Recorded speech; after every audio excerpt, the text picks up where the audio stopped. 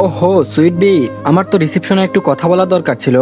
তুই রুমে যা, আমি আসছি, এক্ষুনি চলে আসবো, দেরি হবে না। উষা সাই জানাতেই সাগর আস্তে করে চুমু খেলো বউয়ের কপালে। লক খুলে দিয়ে ইশারা করলো রুমে ঢুকার। সাগর দাঁড়িয়ে রইল নিজের জায়গায়। উষা রুমে যাওয়ার আগ পর্যন্ত সে এভাবেই থাকবে। উষা ভিতরে ঢুকে দরজা আটকাতেই সাগর ফোঁস করে নিঃশ্বাস ছাড়লো। আর এদিকে উষা স্যুটের ভিতর প্রবেশ করে জমে গেল কিছুটা। কেন জানি মনে হলো ঘরের ডেকোরেশন চেঞ্জ হয়েছে কিছুটা। ভিতরের লাইটগুলো কেমন এস্থেটিক ভাইব দিচ্ছিল। উষা ভাবলো হয়তো তখন সে এসব লক্ষ্য করেনি। তবে বসার স্পেস ছড়িয়ে উষা বেডরুমের দিকে অগ্রসর হতেই দেখতে পেল ফ্লোরে ছড়িয়ে ছিটিয়ে থাকা গাঢ় টকটকে লাল গোলাপের পাপড়ি। অজানা ভয়ে উষার গলা শুকিয়ে গেল। ফর্সা আদলটুকু মুহূর্তেই লাল বর্ণ ধারণ করলো। বুকের ভিতর কেমন যেন ঝড় বইছে তার। উষা কাপা কাপা হাতে নিজেদের বেডরুমের নবটা ঘোরালো। শব্দহীন দরজাটা খুলে যেতেই দৃষ্টিগোচর হলো ফুলের সজ্জায়িত রুম। রুমের চারিদিকে গোলাপের পাপড়ি ছড়িয়ে ছিটিয়ে রাখা। সাদা চাদরে মোড়ানো বিছানার প্রতিটি কোণা পরিপূর্ণ গাঢ় লাল টকটকে লাল গোলাপ ফুলের পাপড়িতে। রুমে কৃত্রিম জলজল করা ফেরি লাইটের আলোয় সবটাই মোহনীয়। হলুদ আভায় পরিপূর্ণ গোটা রুম, সাথে কোনায় কোনায় জ্বলতে থাকা মোমবাতি হলুদ আলোয় রুমটাকে বড্ড স্নিগ্ধ লাগছিল। ড্রেসিং টেবিল থেকে শুরু করে প্রতিটি কোনায় গোলাপের পাপড়ি। লজ্জায় হাঁফফাঁস করে ওঠে উষা। ভয় লজ্জার সংমিশ্রণে তার মুখ হয়ে উঠল ফ্যাকাশে, তবুও ঠোঁটের কোণে লাজুক হাসি। চারিদিকে ঘুরে ঘুরে দেখতেই উষার নজর আটকে বিছানার উপরে রাখা কালো বক্সটার উপরে। উষা এগিয়ে গিয়ে আলতো হাতে স্পর্শ করে সেই বক্স। উপরে লাল একটা বউ তৈরি করা, সাথে লাল কার্ডে ইংরেজি টানা অক্ষরে লেখা, for my beautiful wife, my sweet বিম উষা। ঠোঁট চিরে আসা পূর্ণতার হাসিটুকু লুকাতে পারে না উষা। মুচকি হেসে আবারও তাকায় বক্সটার দিকে, তারপর নজর ঘুরিয়ে তাকায় ফুলে ফুলে সজ্জিত বিছানার দিকে। সেদিকে তাকিয়ে শুকনো ঢোক গিলল উষা। আজকের এই আয়োজন, এই সমস্ত কিছু জানান দিচ্ছে উষার জীবনের সবচেয়ে দীর্ঘতম রাতটি বুঝি আজকে কাটাবে সে। বুকের ওঠানামার গতি বাড়ে উষার। নিজের এমন উদ্ভট ভাবনা থেকে বেরিয়ে এসে বক্সটা খুলে সে তৎক্ষণাৎ নজরে পড়ে গাঢ় সি গ্রিন কালারের পাতলা সিল্কের শাড়ি। শাড়ির মেটেরিয়াল দেখেই গলা শুকিয়ে আসে তার, সাথে থাকা স্লিভলেস ব্লাউজ। লজ্জায় শাড়ি দিয়ে নিজের মুখ ঢেকে ফেলে উষা। ছি, এখন এসব পরে এই লোকটার সামনে যাবে সে? চুরির ভিতরে থাকা চিরকুটটা দেখে সে খুলে ফেলে তা। গোটা গোটা অক্ষরে লেখা, আমি চিঠি লিখতে জানি না বউ, নিজের আবেগটাও ঠিকঠাক ভাবে প্রকাশ করতে পারি না, তাই বলে রাগ করো না প্লিজ। আজকের রাতটা শুধু আমার আর তোমার বউ। আমাদের এই স্পেশাল রাতে আমার জন্য একটু সাজতে পারবে না? একটু সেজো, মন ভরে দেখবো তোমায়, দীর্ঘ 6 বছরের তৃষ্ণা মেটাবো তোমায় দেখে। উষার ঠোঁটের কোণে জল জমে, সাথে ঠোঁটে প্রাপ্তির হাসি। অমন আদরে আবদার কি সে নাকচ করতে পারে? পারে না। তাই তো স্বামীর আদেশে নিজেকে সাজিয়ে নেয় স্বামীর পছন্দসই করে। আর এদিকে ফুলে সজ্জিত রাজকীয় কামরায় বিশাল জানালার পর্দা সরাতেই দূরের সমুদ্রের গর্জন যেন সুর হয়ে বেজে উঠল। 8 তলার উঁচু দালান থেকে নিচে বিস্তীর্ণ সমুদ্র, বিস্তৃত নীল আকাশ, সব মিলিয়ে এক অনন্য আবেশ ছড়িয়ে দিয়েছে চারপাশে।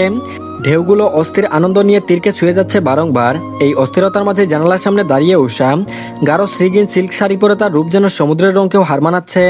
দুধের মতো ফর্সা তার শরীরের আভা, আর পাতলা শাড়ির উপরে ভেসে থাকা সেই অনিন্দ সৌন্দর্যটুকু যেন স্বপ্নকেও ছাপিয়ে যাচ্ছে। তন্মধ্যে ছড়িয়ে ছিটিয়ে রাখা পাপড়িগুলো ফুলের সুবাসে ভরিয়ে দিচ্ছে গোটা ঘর। সমুদ্রের মতোই যেন ধৈর্যের বাঁধ ভেঙে গেছে তার। চারপাশে ছড়িয়ে পড়েছে এক অদ্ভুত আবেগময় উচ্ছ্বাস। জানালার ওপারে উত্তাল সমুদ্র আর ঘরের ভিতর দাঁড়িয়ে থাকা উষা, দুইয়ের মাঝে যেন এই মুহূর্তে অদৃশ্য এক সুর বেজে চলেছে, যেখানে প্রেমের নীরবতা আর অস্থিরতা মিলন ঘটেছে বড় অবলীলায় বারংবার। সমুদ্রের উত্তাল ঢেউয়ের দিকে একদৃষ্টিতে তাকিয়ে থাকে উষা। ঠিক কতক্ষণ সে ওভাবে তাকিয়েছিল তার জানা নেই। দাঁড়িয়ে থাকতে থাকতে পা ব্যথা হয়ে গেছে। উষার সম্বিত ফিরে দরজা খোলার শব্দে সে চমকায়, ঘাড় ঘুরিয়ে তাকায় দরজার পানে। কাঙ্ক্ষিত মুখখানা দেখে ভিতরটা লজ্জায় মুচড়ে ওঠে। লজ্জায় হাঁফফাঁস করতে থাকে উষা। অদূর হতে ভেসে আসা সমুদ্রের দৃঢ় গর্জন, এই মুহূর্তে সেই গর্জনটা যেন তাদের জন্যই গান গাইছে। নীল জলরাশির ঢেউয়ে আলো ছায়ার খেলা। আর ঠিক সেই মুহূর্তে সাগরের চোখে ধরা দেয় তার আত্মহরিণী, তার প্রিয়তমা স্ত্রী উষা, তার নিজের মতো করে নিখুঁত আর অনিন্দ সৌন্দর্য নিয়ে। সাগরের হঠাৎ মনে হয় যেন পৃথিবীর সকল কোলাহল থেমে গেছে, কেবল তার বুকের ভেতর ঝড় বইছে। আসন্ন ঝড়ের তাণ্ডবে লণ্ডভণ্ড হয়ে যাচ্ছে পুরুষালী দেহের সমস্ত সংযম, যাতনা, এতদিনের অপেক্ষা, লুকানো আকাঙ্ক্ষা, ভালোবাসার সমস্ত ধৈর্য যেন একসাথে ভেঙে পড়েছে সাগরের ভেতরে। ভিতরে ভিতরে সমুদ্রের মতো সাগর হয়ে উঠেছে উত্তাল, অশান্ত, অস্থির, অথচ বাইরে থেকে স্থির। চোখে অদম্য বিষয় আর অনুরাগ বই কিছুই ধরা পড়ছে না এখন। সাগরের মনে এখন একটাই অনুভূতি, এই মুহূর্তে উষা তার কাছে কেবল তার প্রিয়তমা নয়, তার আত্মহরণীয়। সাগরের জীবনের সমস্ত পূর্ণতা, ঠিক নীল সমুদ্রের মতোই গম্ভীর তার ভালোবাসা, যার কোনো সীমা নেই। সমুদ্রের প্রতিটি অস্থির অশান্ত ঢেউয়ের মতো তার হৃদয়ে গর্জে ওঠে বলছে, এই রমণী আমার, একান্তই আমার, তার উপরে একমাত্র আমার অধিকার, আমার মনের একান্ত রানী, আমার সমস্ত আকাঙ্ক্ষার প্রদীপ, আমার উষারানী। কক্সবাজারের অনিন্দ্য সুন্দর রাত, সমুদ্রের ডাক আর ফুলের সাজে সাজানো ঘর, সবকিছু মিলেমিশে এক অনির্বচনীয় জাদু তৈরি করেছে চারপাশে। সাগরের চোখের কোনো উৎস হয়ে আসে, তবে তা আজ অস্থিরতার জন্য নয়, আজ সেই উষ্ণতা পূর্ণতার, মনে হয় এতদিনের অপেক্ষার পর এই রাতটাই তার ভালোবাসার সত্যিকারের জয়যাত্রার শুরু। সাগর নিঃশব্দে এগিয়ে যায় উষার দিকে। উষা তখন একদৃষ্টিতে বাহিরে তাকিয়ে লজ্জায় মানুষটার দিকে তাকাতে পারছে না। সাগর নিঃশব্দে হাসে। উষাকে না দেখেও তার মুখের ভাবভঙ্গি ঠিকই বুঝতে পারে সে। সাগর আলতো হাতে চেপে ধরে নিজের বইয়ের সুডুল কোমরখানা। নড়েচড়ে ওঠে উষা। সেই সাথে সাগর নিজের আরেক হাত ব্যবহার করে উষার ঘাড়ে পড়ে থাকা চুলগুলো সরিয়ে ফেলে নিঃশব্দে মুখ গুজে দেয় সেথায়। ঝাঁকুনি দিয়ে ওঠে উষার শরীর। সাগরের অস্থির আর অশান্ত ভঙ্গিতে ফেলা এক একটি গরম শ্বাস পুড়িয়ে দিচ্ছে উষার ভিতরটা। উষা এক হাত রাখে কোমরে রাখা সাগরের হাতের উপরে, আরেক হাত দিয়ে খামচে ধরে নিজের শাড়ির অংশটুকু, চোখ দুটি শক্ত করে বুঝে রাখা। সাগর তখনও ভালোবাসার উৎস স্পর্শ দিতে ব্যস্ত। এক পর্যায়ে মাথা তুলে নিজের অধৈর্যরা স্পর্শ করে উষার রক্তিম কান। নেশালো হয়েছে সাগর ধীরে ধীরে বলল, আম ডাইং সুইট বি, আম ডাইং। উফ। উষা মাথা নত করে রাখে। সাগরের অমন ভয়ে যার স্পর্শ শিহরণ জাগাচ্ছে উষার মাঝে। উষা আজকে সত্যিই শেষ। এই লজ্জা সে রাখবে কোথায়? সাগর এবার তাকে ছেড়ে দিয়ে নিজের দিকে ঘুরায়। একবার গভীর দৃষ্টিতে আলতোভাবে পরখ করে নেয় উষার সৌন্দর্যটুকু। সাজ বলতে নিউড লিপস্টিক, কাজল, মাস্কারা। সাগর দেরি করে না। অশান্ত ভঙ্গিতে আলতোভাবে চুমু খায় সেই রক্তিম ওষ্ঠজোড়ায়। একবার দুইবার পরপর কয়েকবার। সময় ব্যয় না করে পাজা কোলে তুলে নেয় উষাকে। হকচকিয়ে ওঠে উষা। গলা জড়িয়ে ধরে সাগরের আতঙ্কের সহিত বলল, কোথায় নিয়ে যাচ্ছেন? সাগর বলল, হুশ, দেখতে থাকো। আর এদিকে একেবারে পুল এরিয়াতে এসে থামে সাগর। উষাকে নামায় কুল থেকে। উষা মুগ্ধ দৃষ্টিতে তাকিয়ে থেকে চারপাশটা দেখে। পুল এরিয়া বেশি বড় নয়, কিন্তু তবুও ডেকোরেশন করেছে। পুরো নীল জলরাশিতে জ্বলছে প্রদীপ শিখা, সাথে ভেসে বেড়াচ্ছে গোলাপের পাপড়ি। দুই একটা আর্টিফিশিয়াল পদ্ম ফুলও দেখা যাচ্ছে। পুলের পুরো এরিয়াটাতে ফুল ছিটানো, সাথে ফেরি লাইট দিয়ে ডেকোরেশন করা। একপাশে একটা জায়গা ছোট্ট গোল টেবিল রাখা, আর উপরে দুজনের জন্য খাবার, সাথে কোল্ড ড্রিঙ্কস আর একটা স্ট্রবেরি থিমে করা রেড ভেলভেট কেক। উষা অবাক দৃষ্টিতে তাকায় সাগরের দিকে। সাগর এগিয়ে এসে দাঁড়ায় ওর কাছাকাছি। আলতো করে চুমু খায়, গালে কপালে ঠোঁটে। তারপর হাত ধরে এগিয়ে নিয়ে যায় টেবিলের দিকে।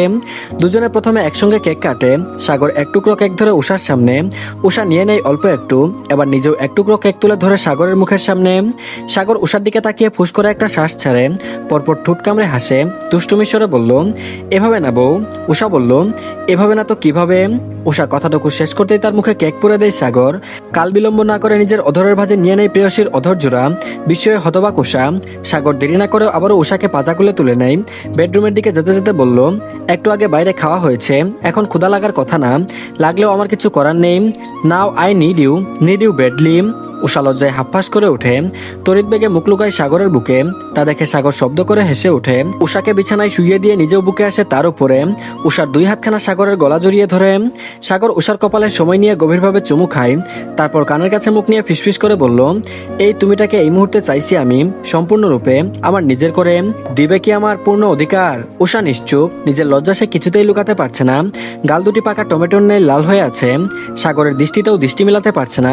নিজের চোখ দুটি বন্ধ করে রাখা। আস্তে করে সাগরকে জড়িয়ে ধরে সে।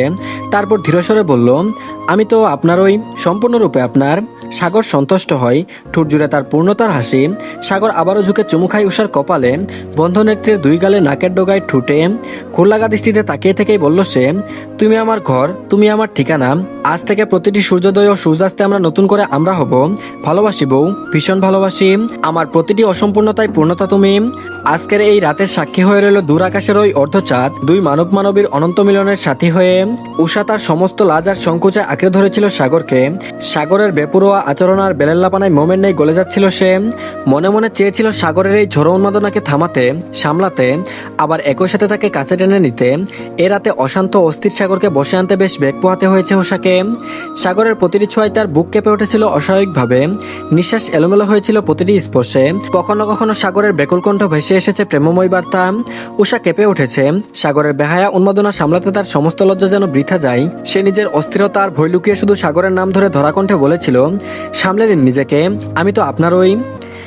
জানালার ফাঁক গলে আসা সূর্যের নরম আলো আধারে তলিয়ে থাকা কক্ষটিকে ধীরে ধীরে আলোকিত করে তুলল। দূর থেকে ভেসে আসা সমুদ্রের গর্জন আর সাথে পাখির ডানা ঝাপটানোর শব্দে পুরো পরিবেশটাই সজাগ হয়ে উঠল। নীল সমুদ্রের বুক ভেদ করে আসা সকালের সোনালি আভা আকাশটাকে এমনভাবে রাঙিয়ে তুলেছে, ঠিক যেন কারো নতুন জীবনের প্রথম পৃষ্ঠা খুলে গেছে। রাজকীয় কামরার বিশাল জানালা ভেদ করে আসা সূর্যের আলো মুখে আছড়ে পড়তেই ঘুমটা ছুটে গেল উষার। কয়েক পল পিটপিট করে তাকানোর চেষ্টা করলো, শরীরের অসহনীয় পীড়ায় চোখ মুখ কুঁচকে বন্ধ করে নেয়। নিজেকে ধাতস্থ করে খানিকটা সময় নিয়ে ধীরে ধীরে চোখ মেলে তাকায় উষা। গায়ের চাদরটুকু টেনে নিল বুকে, ঠোঁটে এক লাজুক হাসি খেলে গেল। লাজুক দৃষ্টিতে তাকালো নিজের শরীরের সাথে লেপ্টে থাকা পুরুষ অবয়বটির দিকে।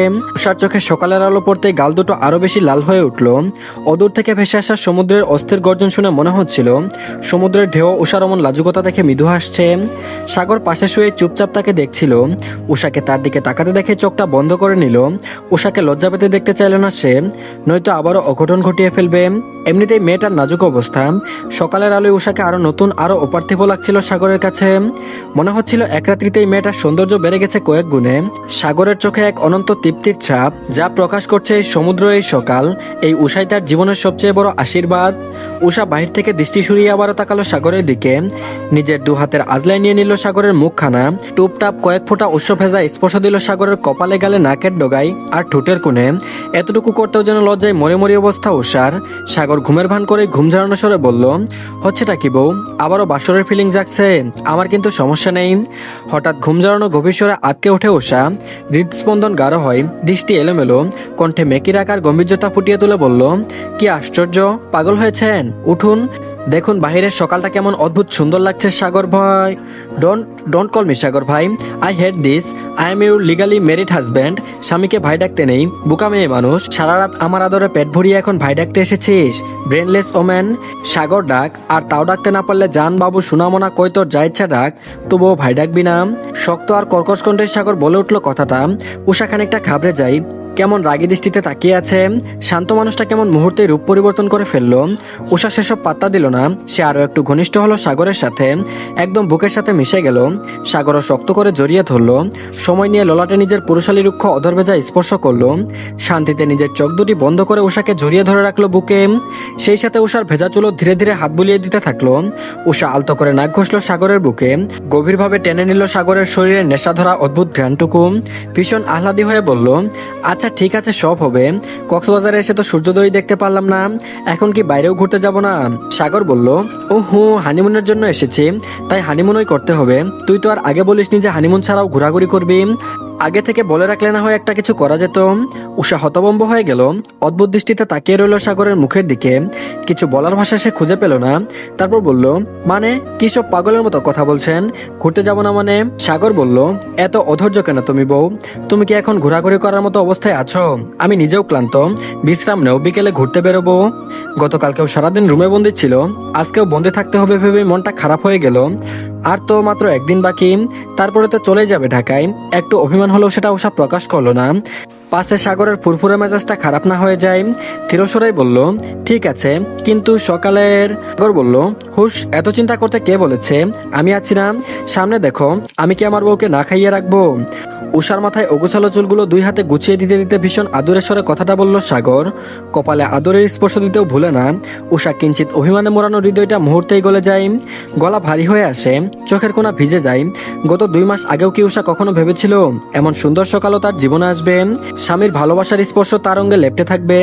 সবকিছুই কেমন কল্পনা লাগে তার নিকট। সাগর টের পায় উষার অস্থিরতা। উষাকে হালকা করতে দীর্ঘ চুমু আঁকে তার বন্ধ নেত্রে।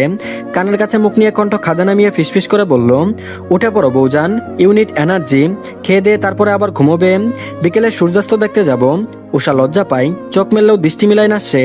লজ্জায় মরি মরি অবস্থা তার। কথায় কথায় সাগর তাকে খোঁচা দিচ্ছে। বেহায়া পুরুষ মানুষ। সাগর আর কথা বাড়ায় না, নিজ উদ্যোগে কুলে তুলে নেই উষাকে। দুজনেই ফ্রেশ হতে যায় ওয়াশরুমে। আর এদিকে গালিবের মনটা আজকাল ঠিক নেই।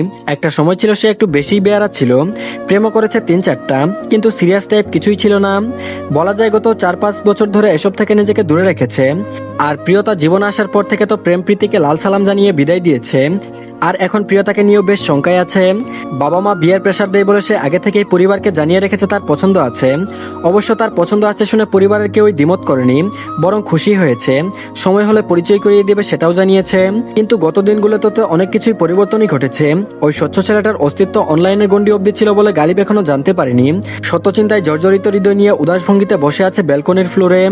দৃষ্টি তার স্বচ্ছ আকাশে নিবদ্ধ। আল্লাহ তাআলার কাছে খুব করে কিছু একটা চাইল সে। বুক চিরে বেরিয়ে আসা তপ্ত নিঃশ্বাসটা জানান দিচ্ছে সে যে কতটা ক্লান্ত। রুনা বেগম আস্তে করে এসে বসলেন ছেলের পাশে। ছেলের ঝাঁকড়া চুলে হাত ডুবিয়ে আদুরে স্বরে জানতে চাইলেন, আমার আব্বাটার কি মন খারাপ? গালিব চমকে তাকায় মায়ের দিকে। এই সময় এখানে মাকে একদমই আশা করেনি সে। কোনো উত্তর না দিয়ে টান টান হয়ে শুয়ে পড়ল মায়ের কুলে। রুনা বেগম নিশ্চিন্ত।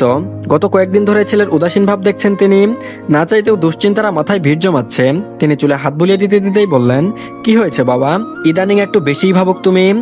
গালিব বলল, তেমন কিছু না মা, ব্যবসায় জয়েন করলাম, প্রেশার একটু বেশি। মিনা বেগম বলল, তা বললে কি করে হয়? মায়ের চোখে ফাঁকি দেওয়া এত সোজা? সাগর বিয়ে করে নিল, নেহালের জন্য নাকি আপা মেয়ে ঠিক করেছে। শুনেছি মেয়েটা নেহালেরও পছন্দ, তুইও নাকি চিনিস, শীঘ্রই বিয়ের প্রস্তাব দিবে। গালিব বলল, নাহিদ আঙ্কেলদের ওই নতুন বাসাতেই থাকেন ওনারা। মিনা বেগম বলল, সেটা জানি, বলেছেন উনি।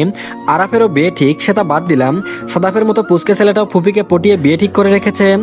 আপা বলল, রাফিদেরও নাকি এখন একজন আছে। বাবারে বাবা, ভুইয়া বাড়ির ছেলেরা এত ফাস্ট। গালিব মৃদু হাসলো মায়ের কথায়। মন খারাপ ভাবটা মায়ের শরীরের ঘ্রাণেই উড়ে যাচ্ছে। সে জানে তার মা এখন কি বলবে। সেই ঘুরে ফিরে সব আলোচনা তার বিয়েতে আর ওই মেয়েতে আটকায়। গালিব বলল, মিনা বেগম বলল, আর তুই কি করলি আব্বা? একটা মেয়ে ঠিক করে রেখেছিস, এখনো তুলে আনছিস না কেন? মেয়ের বাবা রাজি না হলে বল, আমরা কথা বলি। গালিব বলল, অমন কিছু না মা, তোমাদের বৌমা এখনো ছোট, এক্সামটা দিক। রুনা বেগম চমকে গেলেন, এক্সাম দিবে মানে? মেয়েটা কিসে পড়ে? গালিব বলল, উষাদের সাথে। রুনা বেগম সন্ধিহান চোখে চাইলেন ছেলের দিকে, চোখ দুটি ছোট ছোট করে বলল, কি বলছিস? আমরা কি মেয়েটাকে চিনি? দেখেছি তাকে? গালিব বলল, মিনা বেগম বলল, পাজি ছেলে, বুঝে নিয়েছি আমি। গালিব মায়ের দিকে তাকিয়ে মুচকি হাসলো। শোয়া থেকে উঠে বসে মায়ের গাল টেনে দিল, তারপর বলল, আর কাউকে বলো না মা, ও নিজেও জানে না, জানানো হয়নি এখনো। মিনা বেগম বলল, সে কি কথা, জানাসনি মানে? অবাক বিস্ময়ে কথাটা বললেন তিনি। ছেলের প্রতি তিনি বেজায় অসন্তুষ্ট হলেন। তারপর বললেন, ছি ছি, গালিব নিজের বন্ধুদের দেখ, কি সুন্দর মেয়ে পছন্দ হলে পরিবারকে বলে বিয়ে করে নিচ্ছে, আর তুই এখনো জানাসনি? গালিব বলল, আহ মা, সবকিছুর একটা সঠিক সময় আছে না? মুখে না বলতে চাইলেও গালিব চায় না এখন ওই প্রিয়তাকে এসব বলতে। আগে মন থেকে ওই ছেলের মায়া কাটিয়ে উঠুক, মেন্টালি ঠিক হোক, অন্য কাউকে নিজের জীবনে আনতে সক্ষম হোক, তখনই না হয় বলবে। ছেলেকে ভাবুক হয়ে যেতে দেখে রুনা বেগম আর কিছু বললেন না, ছেলের পাশেই বসে রইলেন। আর এদিকে গতকাল নেহাল যখন ফোন চেক করে, তখন আননোন নাম্বার থেকে আসা কলটা দেখে সে একবার ভেবেছিল এটা হয়তো যারা, কিন্তু পরক্ষণেই মনে হয়েছে যারা হলে আরো দু একটা কল দিত, এমন একটা কল দিয়েই বসে থাকতো না। কিন্তু এত বুঝিয়েও নিজের মনকে সে বোঝাতে সক্ষম হলো না। আজকে ব্যাপক অস্থিরতা নিয়ে এসে ওই নাম্বারে কল ব্যাক করলো। একবার, দুইবার, তিনবার, চারবারের মাথাতেও যখন কলটা রিসিভ হলো না, নেহাল বুঝেই গেল এটা যারা ছাড়া আর কেউ না। দাঁতে দাঁত পিষে সে নিজের রাগটা নিয়ন্ত্রণ করলো। কিছুক্ষণ চুপচাপ বসে থেকে উঠে দাঁড়ালো বাবা মায়ের ঘরের উদ্দেশ্যে। নেহালকে কষ্ট করে আর ঘরে যেতে হলো না, মাঝপথেই মাকে পেয়ে গেল। তারপর বলল, আম্মু, তোমার সাথে জরুরি কথা আছে আমার। নাবিলা ভুইয়া চিন্তিত হলেন। জিজ্ঞাসা দৃষ্টিতে তাকালেও ছেলের অস্থিরতায় মোড়ানো মুখটার দিকে তাকিয়ে উদ্বিগ্ন স্বরে জানতে চাইলেন, হ্যাঁ রে বাপ আমার, কি হয়েছে তোর? নেহাল বলল, রুমে চলো কথা বলি। হ্যাঁ, এবার বল কি হয়েছে? নেহাল বলল, যারা মেয়েটাকে তোমার কেমন লাগে? আমি যতদূর জানি তুমি ওকে মেয়ে হিসেবে হোক আর ছেলের বউ হিসেবে হোক, দুইভাবেই অনেক পছন্দ করো। নাবিলা ভুইয়া সরু দৃষ্টিতে তাকালেন ছেলের দিকে, চোখে মুখে তার বিস্ময়ের ভাব স্পষ্ট। তবুও ছেলেকে বাজাতে বললেন, কোন যারার কথা বলছিস তুই? নেহালের মেজাজ খারাপ হলো, তার মাও তার সাথে ঢং করছে। তারপর বলল, কয়টা যারাকে চেনো তুমি? নাবিলা ভুইয়া মেকি হেসে বললেন, ভাইজানের বাসায় ওই মেয়েটা, খুব মিষ্টি একটা মেয়ে। নেহাল বলল, ওকে আমার পছন্দ, আমি যদি ওকে বিয়ে করতে চাই তাহলে তোমাদের কোনো আপত্তি আছে? নাবিলা ভুইয়ার মুখটা খুশিতে চকচক করে উঠল। ছেলেকে জড়িয়ে ধরলেন তিনি। ওই মেয়েটাকে ওনার খুব পছন্দ। তার ছেলেও যে মেয়েটাকে পছন্দ করে তা তিনি খুব ভালো করেই জানেন। নিজের স্বামী, বড় ছেলে, ছেলের বউ, ভাই ভাবি সবার সাথে এ ব্যাপারে কথাও বলেছেন। অবশ্য সাগরের সবে সাহায্য করেছে উনাকে। সাগর বলেছে কক্সবাজার থেকে ফিরে যারাদের বাসায় প্রস্তাব দিবে, রাজি হলে 2-1 দিনের মধ্যে ছোট্ট করে কাবিনের আয়োজন করবে এবং নিজের বাসায় এনে সময় সুযোগ বুঝে বড় করে রিসেপশনের আয়োজন করবে। সিজান ভুইয়া চান না মেয়ের বাড়ির মানুষের কোনো খরচ হোক, ছোটখাটো করে বিয়ে পড়িয়ে তারপর নিজেরা আয়োজন করে নেবেন। খুশিতে যেন নাবিলা ভুইয়ার চোখ দুটি ভরে উঠল। তারপর বলল, বাবা, ওই মেয়েটাকে আমার বেশ পছন্দ। আমি জানি না মেয়ে হিসেবে ও কেমন হবে, কিন্তু কথা বলে খারাপ মনে হয়নি। তোর নিজের যদি ওকে পছন্দ থাকে, আমাদের কোনো দ্বিমত নেই এতে। তুই যা করবি তাতে সঙ্গে আছি। আর সাগর তো বলেছে ও ফিরলেই বিয়ের প্রস্তাব পাঠাবো। নেহাল অবাক, সাগর এসব আবার কখন বলল? সে নিজের কৌতূহল নিয়ে জানতে চাইল, সাগর কবে এসব বলল তোমাকে? নেহালের বাবা বলল, ঈদের দিন সকালে। আমি খুশি হয়েছি বাবা, তোর বাবা, ভাই, মামা কারো কোনো দ্বিমত নেই এতে। নেহালের বুকে প্রশান্তি খেলে গেল। বুকের উপর থেকে ভারী কিছু যেন সরে গেল। রবের কাছে শুক্রিয়া আদায় করলো। মায়ের থেকে বিদায় নিয়ে নিজের রুমে এলো। তৈরি হয়ে গাড়ির চাবি পকেটে নিয়ে রওনা দিল বাহিরের উদ্দেশ্যে। আর এদিকে যারা you have only 2 minutes, I am waiting for you, এই নিয়ে অষ্টমবারের মতো টেক্সটটা পড়লো যারা। বুকটা তার অজানা কারণেই কাঁপছে। সে তো কল রিসিভ করেনি অভিমানে, কিন্তু তাও এই লোকটা কি করে বুঝলো এটা যারাই ছিল। তৎক্ষণাৎ যারার মাথায় এলো প্লে বয়রা একটু বেশি এক্সপার্ট থাকে, হয়তো এখন যারাকেই পেয়েছে মুরগি বানানোর জন্য। সে তো তাকে নিজের পার্সোনাল নাম্বার নাও দিতে পারে। এসব ভাবতে ভাবতেই যারা নিজের মায়ের রুমে আসে। ওর রুমে ব্যালকনি নেই, আর জানালাটাও বিল্ডিং এর ব্যাক সাইডে, তাই সামনে বা পার্কিং এরিয়াতে কেউ আছে কিনা দেখা যায় না। হালকা করে পর্দা সরিয়ে দেখলো আসলেই নেহাল দাঁড়িয়ে আছে। পরনে ব্ল্যাক পোলো শার্ট আর ব্ল্যাক প্যান্ট। পোলো শার্টটা প্যান্টের সাথে ইন করে পড়েছে। দেখতে কি মারাত্মক স্মার্ট ইনা লাগছে ছেলেটাকে। যারা নজর ফেরাতে পারলো না, ছেলেটার বাইসেপস দেখেই বুঝে গেল ছেলেটা জিম বয়। যারা চিন্তা ভাবনার মধ্যে আরো একবার হাতের ফোনটা কেঁপে উঠলো। তারপর বলল, ওকে তুমি চাচ্ছ আমি তোমার বাসায় আসি? নিচে না নামতে পারো? একবার কষ্ট করে দরজাটা খুলো, তোমার বাবা মাকে সালাম জানাবো। মেসেজটি পরে আটকে উঠলো যারা। বাসায় মেহমান আছে, নিজের কাজিনও আছে, এমন কিছু হলে আর রক্ষে নেই। বাবা তাকে মেরেই ফেলবে। ফোন থেকে নজর সরিয়ে বাইরে তাকাতেই দেখতে পেল নেহাল রাস্তার ওপাশ থেকে এপাশে এসেছে। শুকনো ঢোক গিলল যারা। কাপা কাপা হাতে টাইপ করলো, ভুল বুঝবেন না প্লিজ, আমার বাসায় মেহমান, চাইলেও একা বের হতে পারবো না, সাথে 8 জন কাজিন আছে, ওরা আসতে চাইবে, আমি আপনাকে ফ্রি হয়ে কল দিব। মিথ্যা বললো যারা। ওর 3 জন কাজিন আছে বাসায়, তবুও নেহালের সামনে না যাওয়ার জন্য মিথ্যাটা বললো। যারা দেখলো নেহাল কপাল কুঁচকে খুব মনোযোগের সহিত মোবাইলটা দেখছে, নিশ্চয়ই তার মেসেজটা দেখছে। সে দেখলো নেহাল কেমন উদাস ভঙ্গিতে দাঁড়িয়ে রইল কিছুক্ষণ। দৃষ্টি তার যারাদের ফ্ল্যাটের দিকে স্থির। নেহাল আরো 10 থেকে 15 মিনিটের মতো একই ভঙ্গিতে দাঁড়িয়েছিল। যারার বেশ মায়াও লাগলো ওকে দেখে। গাড়িতে উঠে নেহাল টেক্সটের অ্যান্সার দিল, মনে করে যেন উত্তর পাই, নয়তো ডিরেক্ট বাসায় আসবো। আর এদিকে রাফিদ বিকেলে এসে পৌঁছালো ফুপির বাসায়। এসেই তারা দিল আরিশাকে। নিজেই কাবার থেকে একটা ড্রেস সিলেক্ট করে দিল পরার জন্য। আরিশা বেশ বুঝলো কেন এসব করছে। সেই তো গিয়ে গার্লফ্রেন্ড নিয়ে ঘুরবে, আর তাকে এতিমের মতো সাথে সাথে ঘুরাবে।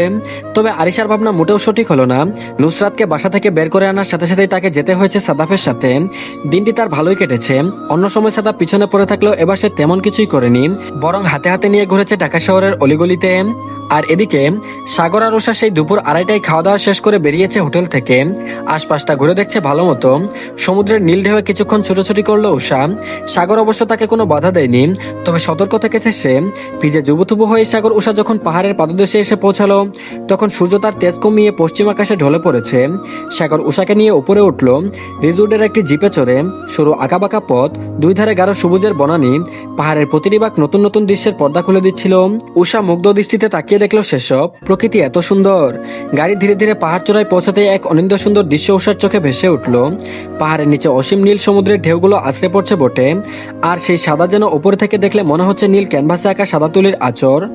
দূরে সূর্যের রক্তিম আভা সমুদ্রের বুকে ছড়িয়ে পড়েছে। সূর্যের সেই আগুনের রঙে রাঙা হয়ে গেছে জলরাশি। উষা বিস্ময়ে থমকে দাঁড়ালো। খুশিতে চোখ দুটি চকচক করছে। আচমকায় উষা তার ভাঙা গলায় জানতে চাইলো, প্রকৃতি এত সুন্দর সায়ন্দ্রিলের আব্বু? এত এত সৌন্দর্য একসাথে ধারণ করা যায় বুঝি? সাগর নিঃশব্দে এসে দাঁড়ালো উষার পিছনে। প্রকৃতির সৌন্দর্যে বিমুগ্ধ হয়ে থাকা উষাকে এক পলক দেখে নিয়ে নিজের রাশভারী স্বরে বলল, যাই। আর কিছু বলল না সাগর। নিঃশব্দে আরো একটু ঘনিষ্ঠ হলো উষার সাথে। উষার পিঠ গিয়ে ঠেকলো শক্তপোক্ত বুকটাতে। সাগর সেভাবেই নিজে হাসকি স্বরে ধীরে ধীরে বলল, যখন তুমি আমার পাশে থাকো তখন প্রতিটি দৃশ্যই হয়ে ওঠে এই সমুদ্রের মতো অসীম, এই পাহাড়ের মতোই অটল, আর এই সূর্যাস্তের মতোই চিরন্তন। সাগরের এমন কথা শুনে মৃদু কম্পনের সৃষ্টি হয় উষার হৃদয়ে। চোখ দুটি পরম আবেশে বুঝে রাখা। এই মানুষটা তাকে প্রতিটা কথাই দুর্বল করে দিচ্ছে, প্রতিটা কথায় মনের অভিব্যক্তি তুলে ধরছে। উষা ধীরে ধীরে সাগরের দিকে ফিরে চায়। লাজুক দৃষ্টি তার। সকাল থেকে সাগরের চোখে চোখ মিলাতে পারছে না। মনস্ফটে কিছু দৃশ্য ফুটে ওঠে, যা তাকে আরো লজ্জায় কুপকাত করে দেয়। সাগর গভীরভাবে তখনও চেয়ে উষার মুখের দিকে। নিগুড় দৃষ্টিতে দেখছে নিজ স্ত্রীর সৌন্দর্য। উষার চোখে তখন সূর্যাস্তের মৃদু আলো, আর অঙ্গজুড়ে অচানা কাঁপন। সাগর দেখলো সেসব, সাথে বুঝে নিল এই মুহূর্তে পাহাড় থেকে দেখা সমুদ্র তাদের প্রেমের প্রতীক হয়ে রয়ে যাবে চিরকাল।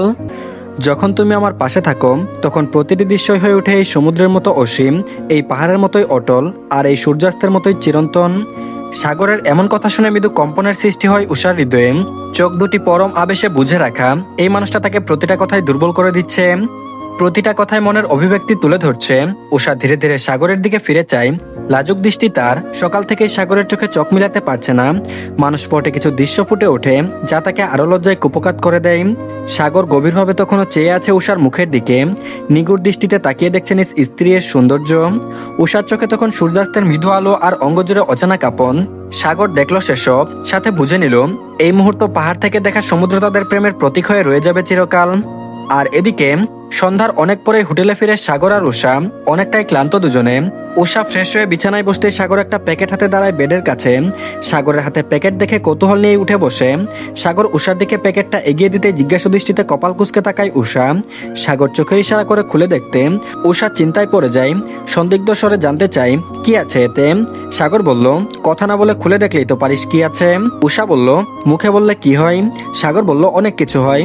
উষা অধৈর্য হয়, প্যাকেট হাতে চোখের সামনে বের করতেই দৃশ্যমান হয় সাগরের দেওয়া সেই গাউনটা, যেটা সে ইউকে থেকে আসার সময় উষার জন্য নিয়ে এসেছিল। ল্যাভেন্ডার রঙের এই গাউনটা যে উষার কি পছন্দ হয়েছিল, তার খুশিতে নাচতে ইচ্ছে করছে এখন। উষা নিজের বিস্ময় হতবম্ব দৃষ্টি নিয়ে তাকায় সাগরের দিকে। সাগর নির্বিকার ভঙ্গিতে নিজের লাগেজের দিকে যেতে যেতে বলল, আসার সময় মনে করে নিয়ে এসেছি তোকে পরাবো বলে, এখন ঝটপট পরে রেডি হয়ে নে, বাইরে ডিনার করব। উষাকে কিছু বলারও সুযোগ দিল না, এগিয়ে এসে কপালে দীর্ঘ চুমু এঁকে দিল। গভীর দৃষ্টিতে তাকিয়ে থেকে বলল, দেরি করো না সুইট বি, রেডি হয়ে নাও। উষাও আর দেরি করলো না, দ্রুত ড্রেস হাতে ওয়াশরুমের দিকে ছুটে যায়। খানিকক্ষণ বাদে পরিপাটি হয়ে ওয়াশরুম থেকে বের হয় উষা। ড্রেসিং টেবিলের দিকে তাকাতেই দেখলো সাগর একদম রেডি, পরনে কালো রঙের একটা 3 পিস সেট। উষা কতক্ষণ এক দৃষ্টিতে তাকিয়ে রইল সাগরের দিকে। ইস, তার বরটাকে কি হ্যান্ডসাম দেখাচ্ছে। সাগর আয়না দিয়ে উষার দিকে তাকিয়ে নিজের ভ্রু নাচালো। উষা যেন নিজের সম্বিত ফিরে পেল। সাগর সময় নষ্ট করলো না, উষাকে তাড়া দিল দ্রুত তৈরি হয়ে নিতে। সাগর উষাকে নিয়ে হাঁটা দিল হোটেলের প্রাইভেট বিচের এরিয়াটার দিকে। তা দেখে উষার কপাল কুঁচকে যায়, সে মহাবিরক্ত। কি বলেছে বাইরে ডিনার করতে নিয়ে যাবে, আর এখন প্রাইভেট বিচের দিকে যাচ্ছে। সে বিরক্ত হয়ে বলল, এ কি, আপনি প্রাইভেট বিচের রাস্তা ধরেছেন কেন? আপনি না বললেন ডিনার করবেন? সাগর বলল, তো ডিনার করতেই তো যাচ্ছি। উষা বলল, তো এদিকে কোথায় যাচ্ছেন সেটাই জানতে চাচ্ছি। সাগর বলল, আমার প্রতি তোর বিশ্বাস নেই, চুপচাপ হেঁটে আয়, আর তাও না পারলে বল কুলে তুলে নেই। সাগর কথাটা মজার ছলে বলল, আর দেরি করলো না, উষাকে কুলে তুলে নিল। হঠাৎ করে এমন হয় কিছুটা ঘাবড়ে যায় উষা। সে ভয়ে সাগরের গলা জড়িয়ে ধরে রাগান্বিত স্বরে বলল, নামিয়ে দিন, আমি হেঁটেই যেতে পারবো। সাগর শুনল না সেসব, একদম গন্তব্যে এসে উষাকে নামালো কুল থেকে। উষা বিরক্তি নিয়ে আশেপাশে তাকাতেই দেখলো পুরো বিচটাই ফাঁকা, চারিদিকে কেমন মোমের মৃদু আলো। নজর ঘুরিয়ে আশেপাশে তাকাতেই সামনের দিকে নজর আটকে যায়, সেখানে ডেকোরেশন করে সাজানো হয়েছে। সাগর মৃদু হেসে উষার হাত ধরে এগিয়ে যায় সামনের দিকে। উষা এখনো বিস্ময়ে থ হয়ে আছে। গতবার গাজীপুরেও এভাবেই সাজিয়েছিল, কিন্তু তখন ফিনিশিংটা এত সুন্দর হয়নি। আর আজকের এটা তো একেবারে স্বপ্নের মতো সুন্দর। চারিদিকে ফেরি লাইটের আলো, ক্যান্ডেল লাইট আর মোমের হলুদ আভা, পুরো পরিবেশটাই আবেদনময়ী দেখাচ্ছে। উষার চোখের কোণে জল জমে, সমুদ্রের গর্জন, আকাশের জমা কালো মেঘ, সবকিছু মিলিয়ে পরিবেশটা মারাত্মক সুন্দর লাগছে। ব্যাকগ্রাউন্ডে বাজছে ইডি শিরানের পারফেক্ট গানটা। আর এদিকে উষা থমকে দাঁড়িয়ে রইল, চারপাশে মৃদু মোমের আলো আর ফেরি লাইট, সমুদ্রের গর্জন, আকাশে জমে থাকা কালো মেঘ, সব মিলিয়ে এক স্বপ্নময় জগৎ। উষার বুকের ভেতরে অজানা উত্তেজনা আর অনিশ্চয়তার ঢেউ লাফাচ্ছে। মনে হচ্ছে ধীরে ধীরে সমস্ত সময়ের অপেক্ষা, সমস্ত স্মৃতি, সমস্ত অব্যক্ত ভালোবাসা সব একসঙ্গে উষার ভিতরে জেগে উঠছে। উষা সাগরের দিকে ছলছল নেত্রে তাকিয়ে থাকে। কণ্ঠমণি থেকে কোনো শব্দ বেরোতে চাচ্ছে না যেন, তবুও সে কাপা গলায় কোনো মতে বলল, এসব এসব কি সত্যি ঈশা শাহ? এসব কি আমার জন্য? বড় বড় কদম ফেলে উষার কাছে এসে দাঁড়ায় সাগর। আবেগে ভাসতে থাকা রমণীর সাথে নিজেকে আষ্টে পিষ্টে জড়িয়ে নেই, কোনো আগাম বার্তা ছাড়াই আঁকড়ে ধরে মেয়েটার কম্পনরত উষ্ঠজোড়া। উষা তৎক্ষণাৎ শান্ত হয়ে গেল। এই ঘনিষ্ঠ মুহূর্তে উষার সমস্ত ভয় সন্দেহ এক মুহূর্তেই মিলিয়ে গেল। চোখের কোণে জল জমে গাল ভিজে যাচ্ছে, কিন্তু অশান্ত হৃদয়টা যেন আনন্দে ফেটে পড়তে যাচ্ছে। সাগরের প্রতিটি নিঃশ্বাস, প্রতিটি স্পর্শ উষার ভেতরকে এক অদ্ভুত উচ্ছ্বাসে ছড়িয়ে দিচ্ছে। সাগর বেশ সময় নিয়ে ছাড়লো উষাকে। ছাড়া পেতে উষা লজ্জায় মাথা নিচু করে নিল। ঠোঁটের কোণে ফুটে উঠল মৃদু হাসির রেখা, কিন্তু হাসিটা একদমই শান্ত নয়, একটা অস্থির উল্লাসময় হাসি। উষার মন চাইছে এই মুহূর্তে সাগরের মাঝে হারিয়ে যেতে, সব ভয় ভুলে শুধু সে আর তার প্রিয় পুরুষের সাথে একান্ত প্রেমময় মুহূর্ত কাটাতে। হৃদয় আনন্দে ভরে উঠলেও উষাকে আরো জীবন্ত করে তুলছে তার ভিতরের এই অস্থিরতা। আজকের এই রাত, এই আলো, এই গান, সাগরের এই স্পর্শ, সবকিছু উষার অন্তরে চিরকাল থেকে যাবে। রৌদ্রোজ্জ্বল ঝলমলে একটা দিন, সকালের স্নিগ্ধ আবেশটুকু ফুরিয়েছে সেই কখন। সূর্যের তেজ বেড়ে বেড়েছে দ্বিগুণ। যতটা বাড়লে জনজীবন অতিষ্ঠ হয় ঠিক ততটা। তবে শহরের ব্যস্ততা কমেনি এক ফোঁটাও। অলিগুলিতে মানুষের আনাগোনা, গাড়ির হর্নের শব্দ শহরটাকে আরো জীবন্ত করে তুলছে। দৈনন্দিন জীবনের চাহিদা মেটাতে মানুষ ছুটছে অবিরত। এই ক্ষণে খানবাড়ির সদস্যদের কাছের মানুষ সকলেই হাজির হয়েছে খানবাড়িতে। গতকাল রাত 11:30টার দিকে ঢাকায় এসে পৌঁছেছে সাগর আর উষা। আর যেহেতু কথা ছিল সাগর ঢাকা ফিরলেই যারাদের বাসায় বিয়ের প্রস্তাব পাঠানো হবে, তাই আর দেরি করছে না কেউ। মূলত নেহাল নিজে একটু বেশি উদ্গ্রীব হয়ে আছে। যারা পরে কল দিবে বললেও আর কল দেয়নি। নেহাল গালিবকে সঙ্গে নিয়ে আবারও যারাদের বাসায় এসেছিল, তবুও যারা আসেনি সে টেক্সটের মাধ্যমে জানিয়েছে বেড়াতে গিয়েছে, এখন দেখা করা সম্ভব না। নেহাল বুঝলো মেয়েটা তাকে ইগনোর করছে, কিন্তু এটা বুঝে পেল না ইন্টারেস্ট তো যারা নিজেও দেখিয়েছে, তাহলে এখন কেন এত লুকোচুরি? যারার চোখে নিজের জন্য অনুভূতিও দেখেছে। গালিব আগ বাড়িয়ে সাগরকে এসব জানিয়েছিল, আর সব শুনে সাগরও থাকতে পারেনি। বিপদে নেহাল আর গালিবই তার একমাত্র ভরসা আর আশ্রয়স্থল ছিল। এখন বন্ধুর অসময়ে যদি সাথে না থাকে তাহলে কি করে হয়? উষাকে সব জানানোর পরেও উষা থাকতে চায়নি, চলে এসেছে নিজ উদ্যোগে। সাগর ভেবেছিল মেয়েটা হয়তো মন খারাপ করবে, তবে এমন কিছুই হয়নি, বরং উষা একটু বেশি এক্সাইটেড।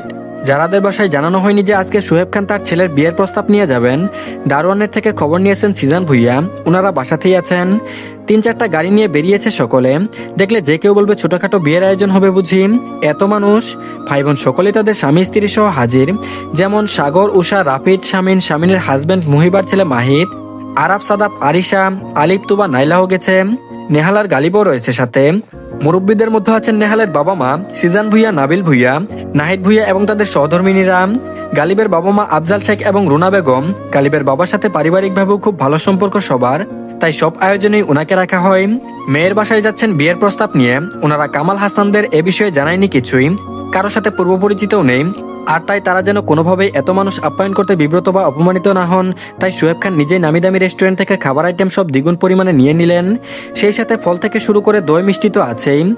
আর এদিকে উশি, বললি না তো হানিমুন ট্যুর কেমন গেল? এখানে থাকলে না হয় কোনো হিন্টস আমরা পেয়ে যেতাম, কিন্তু দূরে ছিলি বলেই বুঝে উঠতে পারছি না এই লাভ বাইট টাইপ বাইট দেখা যাচ্ছে না কেন রে? আরিশার ফিসফিসিয়ে বলা কথায় উষা লজ্জা পেল। লাজের রক্তিমাভা ছড়িয়ে পড়ল শুভ্র আননে। মানসপটে ভেসে উঠল বেকুল সাগরের পাগলামিগুলো। উষার সংস্পর্শে সাগর কতটা বেকুল হয়ে যায় তা তো উষাই জানে শুধু। নিজের হিতাহিত জ্ঞান হারিয়ে যায় পাগলটার। মানুষটা উষাকে কাছে পেতে কতটা মরিয়া তা ওর ভাবনারও বাহিরে। সবশেষে শুক্রিয়া আদায় করতে ভুলে না উষা, সামনে পিছনে বড় ভাই বোন আছে। আর এই মুহূর্তে বড় বোন হয়ে আরিশার এমন প্রশ্নের উষা বিব্রত। সে মেকি রাগ দেখিয়ে বলল, কি আশ্চর্য আরিশাপু, তুমি বড় হয়ে ছোট বোনের বাসরের গল্প শুনতে চাইছো? C C C. আরিশা বলল, ঢং করবি না একদম। ছোট হয়ে বড় বোনের আগে মধু খেতে লজ্জা করলো না তোর? আর এখন অনুভূতি শেয়ার করতে লজ্জা লাগছে? সাদাব পিছনের সিটেই বসা ছিল। সে জুতো ঠিক করতে করতে নিচে ঝুঁকেছিল। তখন ওই আরিশার গলার আওয়াজ নেমে গেল, আর গাড়িও জেমে আটকা পড়ায় থেমে গেল। তাই কথাটা সে আড়ি পেতেই শুনে নিল। সে দ্বিগুণ উৎসাহ নিয়ে দুষ্টমিশ্বরে ফিসফিসিয়ে বলল, উশি, তুই তোর উডবি যাকে বলে দে তার উডবি হাজবেন্ড তাকে মধু খাওয়ানোর জন্য প্রস্তুত। তার যদি মদ থাকে তাহলে আমার এতে আপত্তি নেই। সামনে কাজী অফিস আছে, তবুও অন্যটা দেখে আফসোস করতে না বল। একই সাথে আরিশা উষা দুজনেই বিস্ফোরিত নয়নে পিছনে ফিরে তাকায়। ছেলেটা কত লাগাম ছাড়া। উষার ভাইয়েরা কবে থেকে এতটা বেয়াদব হয়ে গেল? উষা যেন বিশ্বাস করতে কষ্ট হচ্ছে। আরিশা হতভম্ব হয়ে তাকিয়ে আছে। এই ছেলেটা কি কখনোই শুধরাবে না? এত অভদ্র কেন? মুহূর্তে আরিশার মাথা গরম হয়ে গেল। রাগে নাকের ডগা ফুলে ফেপে উঠছে বারবার। নিজেকে যেন শান্ত রাখতে পারছে না। সে আর অপেক্ষা করলো না, হাত বাড়িয়ে ধুম করে এক থাপ্পড় দিয়ে বসলো সাদাপের মাথায়। সাদাপ নিজেও হতবাক হয়ে গেল। সে কখনোই এমনটা ভাবেনি। ঠিক আছে, তাদের দুজনের চুলাচুলির সম্পর্ক, তাই বলে গাড়ি ভর্তি মানুষ, আর সব থেকে বড় কথা ছোট বোনের সামনে মারবে? আড়ালে শাসন করা যেত না? সে রাগে দাঁত কিরমির করতে লাগলো। উষা রাগী আরিশার হাত চেপে ধরে রেখেছে, না জানি আরো দু একটা দিয়ে বসে। আরিশাকে শান্ত করে উষা ধীরস্বরে বলতে লাগলো, থাক আপু, বাদ দেও, এখন আর ওকে মেরে কি হবে? তুমি এখন ওসব বলতে গেলে কেন? বাদ দেও, নয়তো আবার ঝামেলা হবে। ঝামেলা মানে? এই মোটর সাহস কি করে হয় আমাকে মারার? স্বামীর গায়ে হাত তুলতে নেই, তাকে এই গণ্ডমূর্খটা জানে না? উষা সহ কাছে যারা বসেছিল সবাই বিস্ফোরিত দৃষ্টিতে তাকালো দুজনের দিকে। ভাবা যায় স্বামী? স্বামীন অপ্রস্তুত ভঙ্গিতে কেসে উঠল, তবে দুটোকে থামাতে চাইল না। অনেকদিন ধরেই লাইভ টেলিকাস্ট দেখা হয় না। আরিশা এবার মারাত্মক রেগে গেল। সে নিজের সিটে ঘুরে বসলো, দুই হাঁটুতে ভর দিয়ে সাদাফের মুখোমুখি হলো। তর্জনী আঙ্গুলি তুলে শাসালো, কে স্বামী? তোর মতো হাবাইতাকে কে বিয়ে করবে? আমি আরিশা সারা জীবন কুমারী থেকে যাব, তবুও তোর মতো অসভ্যই তোর খাদক বিয়ে করব না।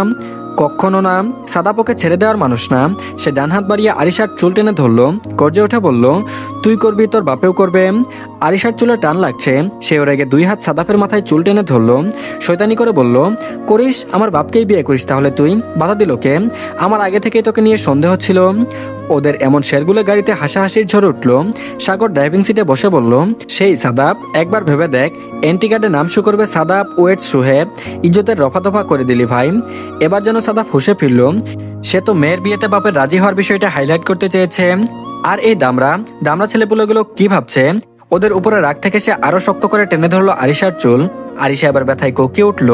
রাফিদ শামিন এবার ব্যস্ত হলো দুজনকে ছাড়াতে। উষা হেসে হেসে বলল, এই বুঝি তোমাদের ভালোবাসার নমুনা? তোমরা সংসার করবে কিভাবে? হাউ, চুপ থাক তুই, আমাদের সংসার নিয়ে ভাবতে হবে না তোকে। তোর ঘাটতে রাবণকে ঠিক করতে আমার দুদিনও লাগবে না। আরিশা বলল, ভাইয়া গাড়ি থামাও, আমি নেমে যাব। কি কুক্ষণে যে এই গাড়িতে এসেছিলাম, ভুলেই গিয়েছিলাম এই গাড়িতে একটা ইম্পোর্টেড ডিওজি সাহেব আছে। সাদাব বলল, কি বললি তুই? আরিশা বলল, তুই যা শুনলি তাই বলেছি। এবার গাড়ির ভিতরে পরিবেশ গরম হতে শুরু করলো। শামিন দুটোকে সামলাতে পারছে না। অধৈর্য হয়ে সাগর সামনে থেকে ধমকে উঠল। সাগরকে মোটামুটি ভয় পায় ওরা। সাগরের রামধমকে না চাইতেও এবার চুপসে গেল দুজনে।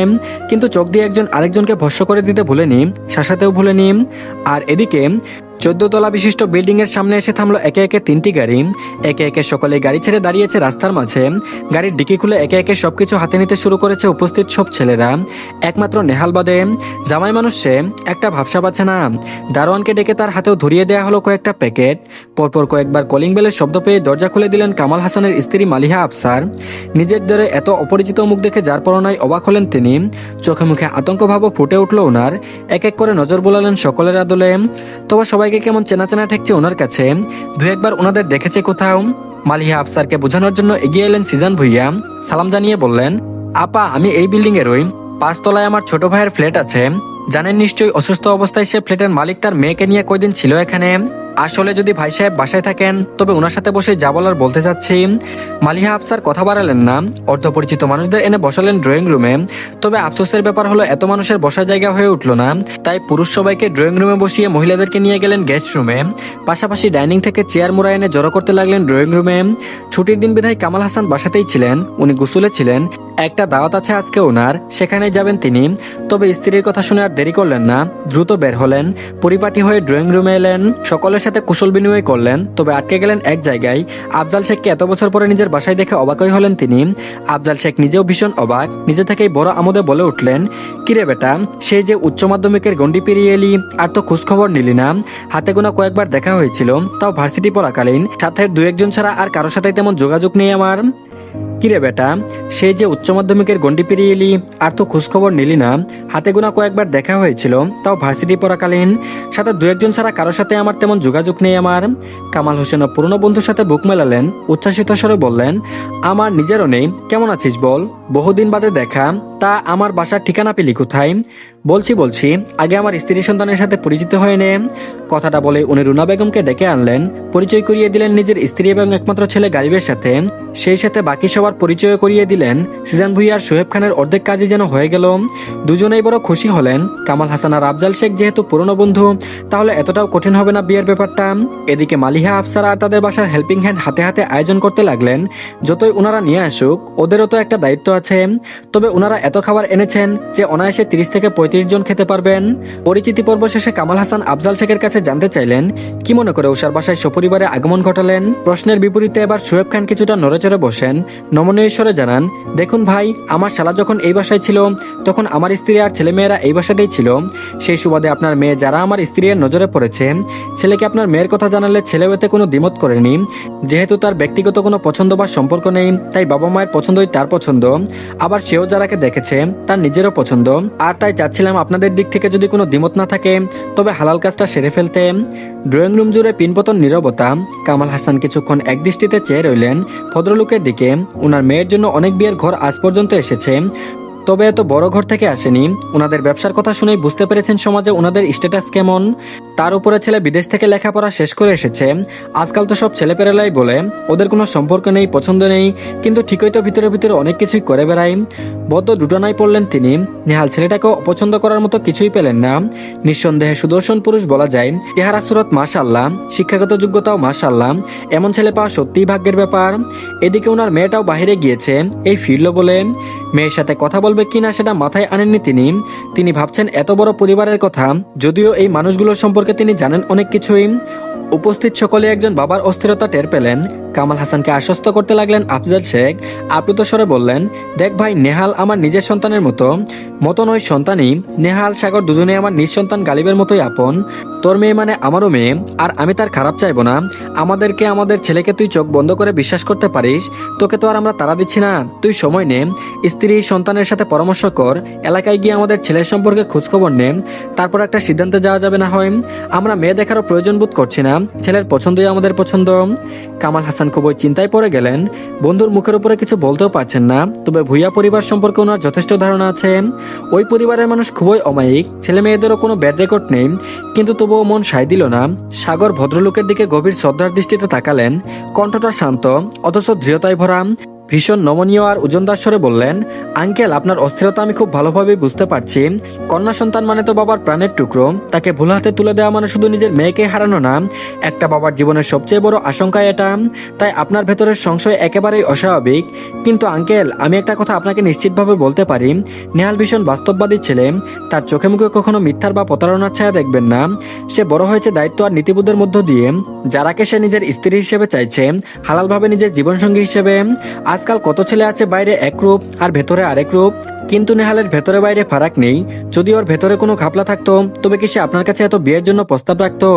সে তো চাইলেই গোপনে যারাকে কাছে টানতে পারতো, অথচ সে এসেছে আপনাদের সামনে খোলাখুলি সৎভাবে। এটাই তার চরিত্রের পরিচয়। আজ পর্যন্ত সে যে সম্মান নিজের মাকে দিয়েছে, নিজের বোনকে দিয়েছে, এমনকি নিজের ভাবিকেও দিয়েছে, সেই একই সম্মান আরো বিশেষ মর্যাদা একদিন আপনার মেয়েকেও দেবে ইনশাল্লাহ। এতে আমার বিন্দুমাত্র সন্দেহ নেই। আর যেহেতু সে হবে তার স্ত্রী, তাই সে সম্মান শুধু দায়িত্বের নয়, ভালোবাসায়, স্নেহে আর মর্যাদার রূপ নেবে। একটা মেয়ে সুখী হবে কিনা সেটা নির্ভর করে তার স্বামীর দৃষ্টিভঙ্গির উপর। আর নেহালের চোখে আমি শুধু একজন স্বামীকেই দেখছি না, একজন অভিভাবককেও দেখছি। আমি বিশ্বাস করি আজ হোক বা কাল, যারা নেহালের পাশে সর্বদা নিরাপদ আশ্রয়ী থাকবে। একদমে কথাগুলো শেষ করে থেমে গেল সাগর। মুহূর্তেই ড্রয়িং রুমের পরিবেশে এক ধরনের মায়াবী নীরবতা নেমে এলো। উপস্থিত সকলেই অচেতনই তার দিকে তাকিয়ে রইল। সিজান ভুইয়ার বুক ভরে উঠল প্রশান্তিতে। কামাল হাসানও কেমন মন্ত্রমুগ্ধের ন্যায় শুনে গেলেন তার সামনে দাঁড়ানো সুদর্শন ছেলের গভীর ব্যক্তিত্ববোধের সাথে বলা প্রতিটি কথা। কিছুক্ষণ নীরব থেকে সাগর ফের বলল, সময় নিন আঙ্কেল, সব জেনে খোঁজখবর নিয়ে পরিবারের সাথে পরামর্শ করে তবেই সিদ্ধান্ত নেবেন। আশা করছি একটা কথা মনে রাখবেন, সব মেয়ের ভাগ্যে এমন একটা স্বামী জোটে না, সব মানুষই পারফেক্ট নয়। হয়তো নেহালের মধ্যেও তেমন অনেক কমতি আছে, তবে ছেলে হিসেবে সে খারাপ নয়। সময় দিলে সে নিজেও কমতিগুলো পূরণ করতে পারবে। যেহেতু একসাথে বড় হয়েছি, তাই ওকে খুব ভালো করেই বুঝতে পারি। আমি এসব নেহালের কেবল একজন ভাই বা বন্ধু হিসেবে বলছি না, একজন সাক্ষী হিসেবেও বলছি। নেহাল আপনার মেয়ের জন্য আল্লাহর এক সুন্দরতম আমানত হতে পারে। বাকিটা আপনার আর আপনার পরিবারের হাতে। যারা সকালে তার ফ্রেন্ডের বাসায় গিয়েছিল, তার ফ্রেন্ডকে দেখতে আসবে সেই সুবাদেই যাওয়া। তবে বাসা কাছে হওয়ায় মায়ের কল পেয়ে এসে ফিরে এসেছে। তার আইডিয়াও ছিল না যে বাসায় এসে তাকে এত বড় একটা ধাক্কা খেতে হবে। দরজা খোলা থাকায় অনায়াসে এসে ভিতরে চলে আসে। আর শুরু থেকে সাগরের প্রতিটি কথা শুনে ফেলে।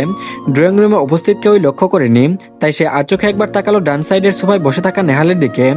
ইতস্তত ভাব কাটাতে এদিক ওদিক এলোমেলো দৃষ্টি ফেলেছিল কামাল হাসান। তড়িৎ উনার চোখ আটকায় মেয়ের দিকে। তারপর বললেন, চলে এসেছো, যাও আমাদের রুমে যাও, কথা আছে তোমার সাথে। কামাল হাসানের মন্তব্য শুনে সকলেই দরজার দিকে তাকায়। যারা দৃষ্টিগোচর হতে কিছুটা অস্বস্তিতে পড়ে যায় নেহাল। পুরুষ সদস্য কেউই আর তাকে ডাকলো না। সে বাবার কথা মতো সকলকে সালাম জানিয়ে চলে যায় বাবা মায়ের রুমে। নেহাল যে তাকে নিয়ে এতটা সিরিয়াস, এটা তার কল্পনাতেও ছিল না। তবে সে এতটা শিওর, ওর আগে নেহালের লাইফে একজন ছিল, আর এজন্যই বিয়ের আগে নেহালের সাথে কথা বলাটা দরকার। আর এদিকে রুমে আসতে লামিয়া আফসার মেয়েকে নিজের একটা জামদানি শাড়ি দিলেন পরতে। বিয়ে দিবে কি দিবে না সেটা পরের ব্যাপার, কিন্তু মেয়েকে তো গোছানো থাকতে হবে নাকি। লামিয়া আফসারের এতটাও খারাপ লাগেনি ছেলেকে। আপাতত মেহমানদের আচরণ খুবই মুগ্ধ করেছে ওনাকে। প্রথম দেখায় কাউকে চিনে নিতে না পারলেও মানুষ সম্পর্কে একটা ধারণা তো হয়ই। যারা ওয়াশরুম থেকে ফ্রেশ হয়ে এসে গায়ে শাড়িটা জড়িয়ে নেয়, তাকে দেখেই বোঝা যাচ্ছে না তার মনোভাবটা আসলে কি। আগে পরে এত জায়গা থেকে দেখতে এসেছে মেয়েটা কত রাগ দেখিয়েছে, আর আজকে আজকে কেমন খুশি খুশি একটা ভাব চোখে মুখে। লামিয়া আফসার বেশ কিছুক্ষণ মেয়েকে তীক্ষ্ণ দৃষ্টিতে পরখ করলেন, শান্ত স্বরে জানতে চাইলেন, ছেলেটাকে তোমারও পছন্দ তাই না? ঈদের আগের দিন রাতেও তো এই ছেলে আর তার ভাইয়ের জন্যই খাবার নিয়ে গিয়েছিলেন। তোমাকে ওই ছেলের সাথে সাদেও কথা বলতে দেখা গেছে। যারা কোনো ভনিতা করলো না, নীরের দৃষ্টিতে তাকালো মায়ের দিকে, দৃঢ় স্বরে বলল, ওনাকে আমার প্রথম দেখায় ভালো লেগেছে। মানুষটা সুদর্শন, ব্যক্তিত্ববোধ আছে, দায়িত্ব নিতে জানে। সব থেকে বড় কথা, আর 5টা সাপড়ি ছেলেদের মতো না, সে সত্যিকার অর্থে একজন পুরুষ। তাকে পছন্দ না করে উপায় আছে? তীক্ষ্ণ দৃষ্টিতে নিজের মেয়ের দিকে তাকিয়ে রইল মালিহা আফসার। ওনার নিজেরও ছেলেটাকে পছন্দ, যারার বাবা আগে থেকে টুকটাক তাদের সম্পর্কে জানেন। খারাপ বলা যায় না। তিনি সাবলীলভাবে বললেন, রেডি হয়ে আমাকে ইশারা দিও, আমি এসে তোমাকে নিয়ে যাব। মহিলারা সকলেই গেস্ট রুমে আছে। নেহালের ভাই আবার বন্ধু ও সাগর যে, ওর বউটা মাশাল্লাহ কি সুন্দর, ওর মা নাকি রাশিয়ান, গায়ের রংটা একেবারে মাখন, সম্পর্কে নাকি চাচাতো ভাই বোনরা। মেয়ের উত্তর শুনে এবার মালিহা আফসার সন্দিগ্ধ দৃষ্টিতে তাকালেন মেয়ের দিকে। কপালে দেখা মিলল গুটি কয়েক সূক্ষ্ম বাজের। তুমি কি করে জানলে? এই সত্যি করে বলো তো, ওর সাথে কি তোমার প্রেমের সম্পর্ক আছে? যারা এবার বিরক্তি নিয়ে তাকায় মায়ের পানে, চোখে মুখে তার রাজের বিরক্তি। কিছুটা রুক্ষস্বরেই বলল, তাই মনে হয় তোমার আম্মা? আমি এমন কাজ করব আর এমন কিছু হলে তোমাকে জানাবো না, ভাবলে কি করে? রিডিকিউলাস। মালিহা আফসার বলল, আহা রেগে যাচ্ছ কেন? যারা বলল, দেখো মা, বাবাকে বলে দাও এই বিয়েতে আমি রাজি। বাবার হেসিটেশনের দরকার নেই, শুধু বলবে ছেলের সাথে যেন আমার আলাদা কথা বলার সুযোগ করে দেয়, ঠিক আছে? মালিহা আফসার বলল, এভাবে কোনো খোঁজখবর না নিয়ে কিভাবে রাজি হয়ে গেলে? যারা বলল, এত কিছু বুঝি না, বিয়ে করলে ওনাকেই করব, নয়তো করবো না, আমার এক কথা। মালিহা আফসার বলল, সবকিছুতে এত তাড়াহুড়া ঠিক না, তৈরি হয়ে গেছো যেহেতু চলো আমার সাথে। আর এদিকে তুবা বলল, মা মেয়েকে দেখবো না আমরা? আপনি না হয় আগে দেখেছেন, আমি তো দেখিনি। তুবার কথা শুনে লিপি বেগম বললেন, আহা আমরাও তো মেয়ে দেখিনি, একসাথেই দেখবো না হয়। ওদের কথার মধ্যে আগমন ঘটে যারা আর তার মা মালিহা আফসারের। যারা ভদ্রভাবে সকলকে সালাম দিল। লিপি বেগম আর নাবিলা ভুইয়া তাকে টেনে বসালেন নিজেদের মধ্যিখানে। তারপর বললেন, বাহ, আপনার আর নেহালের পছন্দ আছে বলতে হবে, মাশাআল্লাহ। মেয়ে যার পছন্দ হওয়ার কথা সে তো আগেই পছন্দ করে রেখেছে। আমাদের তো এখানে কিছুই বলার নেই, তবে মেয়ে আমাদেরও খুব পছন্দ হয়েছে। লিপি বেগমের কথায় যারা লাজুক হাসলো, মাথাটা নত করা। নাবিলা ভুইয়া একে একে সবার সাথে পরিচয় করিয়ে দিলেন। তুবা নিজে থেকে এগিয়ে এসে ভাব জমায় যারার সাথে, শুনো, সম্পর্কে তোমার যা হলো আমরা কিন্তু বোন হয়ে থাকবো, কেমন? এই যে আমার মেয়ে নাইলা, আম্মু এটা তোমার নতুন কাকিমা। যারা থতমত খেয়ে যায়, এমন সহজভাবে কেউ কথা বলে? যারা ঘাড় ঘুরিয়ে তাকায় মায়ের পানে। মালিহা নিজের মেয়ের দিকে তাকিয়েছিলেন, মেয়ের দৃষ্টি যেন তাকে বুঝিয়ে দিচ্ছে তোমাদের ধারণা ভুল। লিপি বেগম নিজের ব্যাগ হাতে একটা বক্স বের করলেন, বক্সটা খুলতে খুলতে বললেন, তোমাকে দেখেও খুশি হয়ে এমন চেন দিয়েছিলাম, তাই তোমার জন্য নিয়ে এলাম, বিয়ের উপহার তোলা রইল। আমার শাশুড়ি বেঁচে থাকলে এখন বলতেন, আমাদের বাড়ির নাত বউয়ের গলা খালি থাকবে, তা কি করে হয়? তুবাও হাসলো, জানো আমাকে দেখতে গিয়ে মামিমার সেম কথাই বলেছিলেন। যারা বড্ড অপ্রস্তুত হয়ে পড়লো, অপরিচিতদের থেকে কখনো উপহার নেওয়ার অভ্যাস নেই তার। মালিহা আফসারও যেমন মেয়ের উৎকণ্ঠা বুঝে গেলেন, সহসা ব্যস্ত হয়ে পড়লেন তিনি।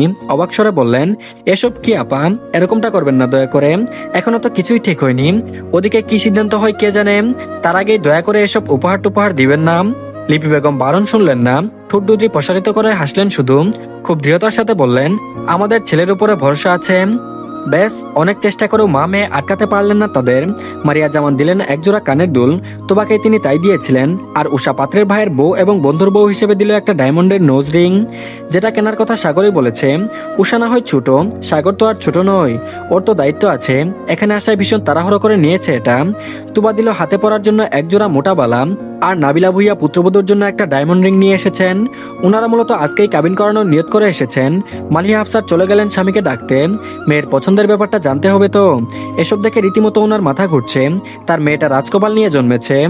আর এদিকে ঠিক তাই হলো, আজকে নিহাল যারার কাবিন করানো হবে ঠিক করা হয়েছে এবং বউকে ওনারা সাথে করেই নিয়ে যাবেন। পরিশেষে বড় করে রিসেপশনের আয়োজন করবেন। কামাল হাসান এবং মালিহা আফসার রাজি ছিলেন না এমন সিদ্ধান্তে। একটা মাত্র মেয়ের বিয়ে এমন ভাবে দিবেন, একটু আয়োজনও করতে পারবেন না ওনারা। কিন্তু মেয়ের হবু শ্বশুর বাড়ির মানুষদের কথাও ফেলতে পারলেন না তিনি। আত্মীয় স্বজন বলতেও তেমন কেউ নেই, একঝরে হারিয়েছেন সকলকে। পাত্রপাত্রীদেরকে আলাদা কথা বলার সুযোগও দেওয়া হয়েছিল এবং তারপরে সিদ্ধান্ত নেওয়া হয়েছে। দুপুর গড়িয়ে তখন বিকেল, ঘরের ভারী আবহাওয়া থেকে বেরিয়ে দুজনকে ছাদে পাঠানো হলো। চারিদিকে গধূলির আভা, বাতাসে হালকা শীতলতার স্পর্শ, দূরে আজানের ধ্বনি ভেসে আসছে।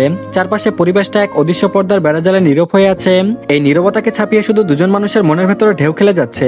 হৃদস্পন্দন ছুটছে ট্রেনের গতিতে। যারা ধীরে ধীরে পা ফেলে সামনে এগোচ্ছে, মাথাটা নিচু করে রাখা, লাজে চোখ তুলতে পারছে না, অথচ বুকের ভেতর অনবরত ধকধক করে যাচ্ছে। অন্যদিকে নেহালের চোখে মুখে এক ধরনের স্থিরতা প্রকাশ পাচ্ছে। ঠোঁট চিরে এক প্রশান্তির হাসি দেখা মিলেছে। যারা বিয়ের জন্য সম্মতি জানিয়েছে তবুও সে কিছু বলতে চায়, তাদের নির্জনতা ওদের দুজনকেই গ্রাস করে নিচ্ছে। দুজনেই জানে এতদিন যে কথাগুলো অস্বীকার করেছে, আজ সেগুলোই অজান্তে প্রকাশ পাবে। ছাদে এসে দুজন কিছুক্ষণ নীরব দাঁড়িয়ে রইল। বাতাস যারা শরীরের আঁচল উড়িয়ে দিচ্ছে এলোমেলো ভাবে। নেহাল স্বাভাবিক ভদ্রভাবে হাত বাড়ালেও একবারও স্পর্শ করলো না, বরং মৃদু হাসি দিয়ে বলল, তুমি চিন্তা করো না, এখনই তোমাকে কিছু বলার জন্য চাপ দিচ্ছি না। যারা একটু ভরকে গেল, কাবিনের জন্য এসেছে বলছে চাপ দিচ্ছি না, হাউ সিলি। তারপরেও ধীরে ধীরে মুখ তুলল যারা। লাজুক দৃষ্টি মিলিয়ে দিতে চাইলেও দৃষ্টির মিলন ঘটতে আরো একটু গুটিয়ে যায় সে। যারা নিজেকে কিছুটা স্বাভাবিক করে নিল, নরম স্বরে বলল, মানে যারা একটা কথা বলার আছে আমার, যা আমি তোমার থেকে কখনোই গোপন করতে চাই না। হয়তো বলার জন্য আজকের মুহূর্তটা খুব নাজুক, তবুও মনে করি এখন না বললে হয়তো কখনোই পারবো না। যারা একটা কথা বলার আছে আমার, যা আমি তোমার কাছ থেকে কখনোই গোপন করতে চাই না। হয়তো বলার জন্য আজকের মুহূর্তটা খুব নাজুক, তবুও মনে করি এখন না বললে হয়তো কখনোই পারবো না। যারা নিষ্প্রভ দৃষ্টিতে তাকায় নেহালের দিকে, নিজেও শুনতে চায় নেহালের কথা, জানতে চায় তাকে। সেদিন ছাদে গালিবের সাথে যা আলোচনা করেছিল, তার নির্দ্বিধায় তার সাথেও শেয়ার করুক। এই বিষয়ে জানতেই তো আলাদা করে বলতে চেয়েছে সে। নেহাল কিছুটা সময় নিল। চারিদিকে স্তব্ধ নীরব। কিছুটা অস্থির হয়ে উঠল নেহাল, যদি যারা মানতে না চায়। ধীরে ধীরে নেহালের শ্বাস ভারী হয়ে এলো। সে গম্ভীর স্বরে বলল, আমাকে ভুল বুঝো না প্লিজ। যারা নেহালকে আশ্বস্ত করে বলল, আপনি স্বাভাবিক হন, আমি শুনছি। নেহাল যারা সান্ত্বনাটুকু মেনে নিল, গভীর নিঃশ্বাস টেনে নিল ভিতরে। ধীরে ধীরে বলতে লাগলো, আমি যখন ইউকেতে পড়াশোনা করতে গিয়েছিলাম, তখন সেখানে কিছুদিনের জন্য এক মেয়ের সাথে আমার পরিচয় হয়েছিল। মূলত মেয়েটার আগ্রহই বেশি ছিল। একসময় নিজের ইচ্ছার বিরুদ্ধে তার সাথে সম্পর্কেও জড়িয়েছিলাম। সম্পর্কের মেয়াদ ছিল 5-6 মাসের মতো। কথাগুলো বলছি কারণ তুমি সত্যিটা জানার যোগ্য, তোমার অধিকার আছে। আসলে তখন আমি তাকে নিয়ে খুব বেশি ভাবিনি, কোনো গভীর প্রতিশ্রুতিও দেইনি। সে নিজের মতো অস্থির পাগলাটে স্বভাবের ছিল। কিন্তু আমি বুঝতে পারছিলাম তার সাথে আমার পথ মেলে না। আমি তাকে আঘাত দিতে চাইনি, তবুও সম্পর্কটা ভাঙতে হয়েছিল, কারণ মনের ভেতর সত্যিকারের টান ছিল না। এখন বলবে টান নেই তো সম্পর্কে কেন জড়ালাম। মেয়েটা 2বার সুইসাইড অ্যাটেম্প করেছিল, তাই না চাইতেও এমন সম্পর্কে জড়িয়েছিলাম। তার অবশ্য চারিত্রিক সমস্যাও ছিল, তাই তাকে ছাড়তেও অসুবিধা হয়নি। নেহালের গলা নেমে গেল এক মুহূর্তের জন্য। চোখে মুখে স্পষ্ট ভয়, যদি যারা ভুল বুঝে দূরে সরে যায়। কিন্তু সেই ভয়কে পাত্তা দিল না নেহাল।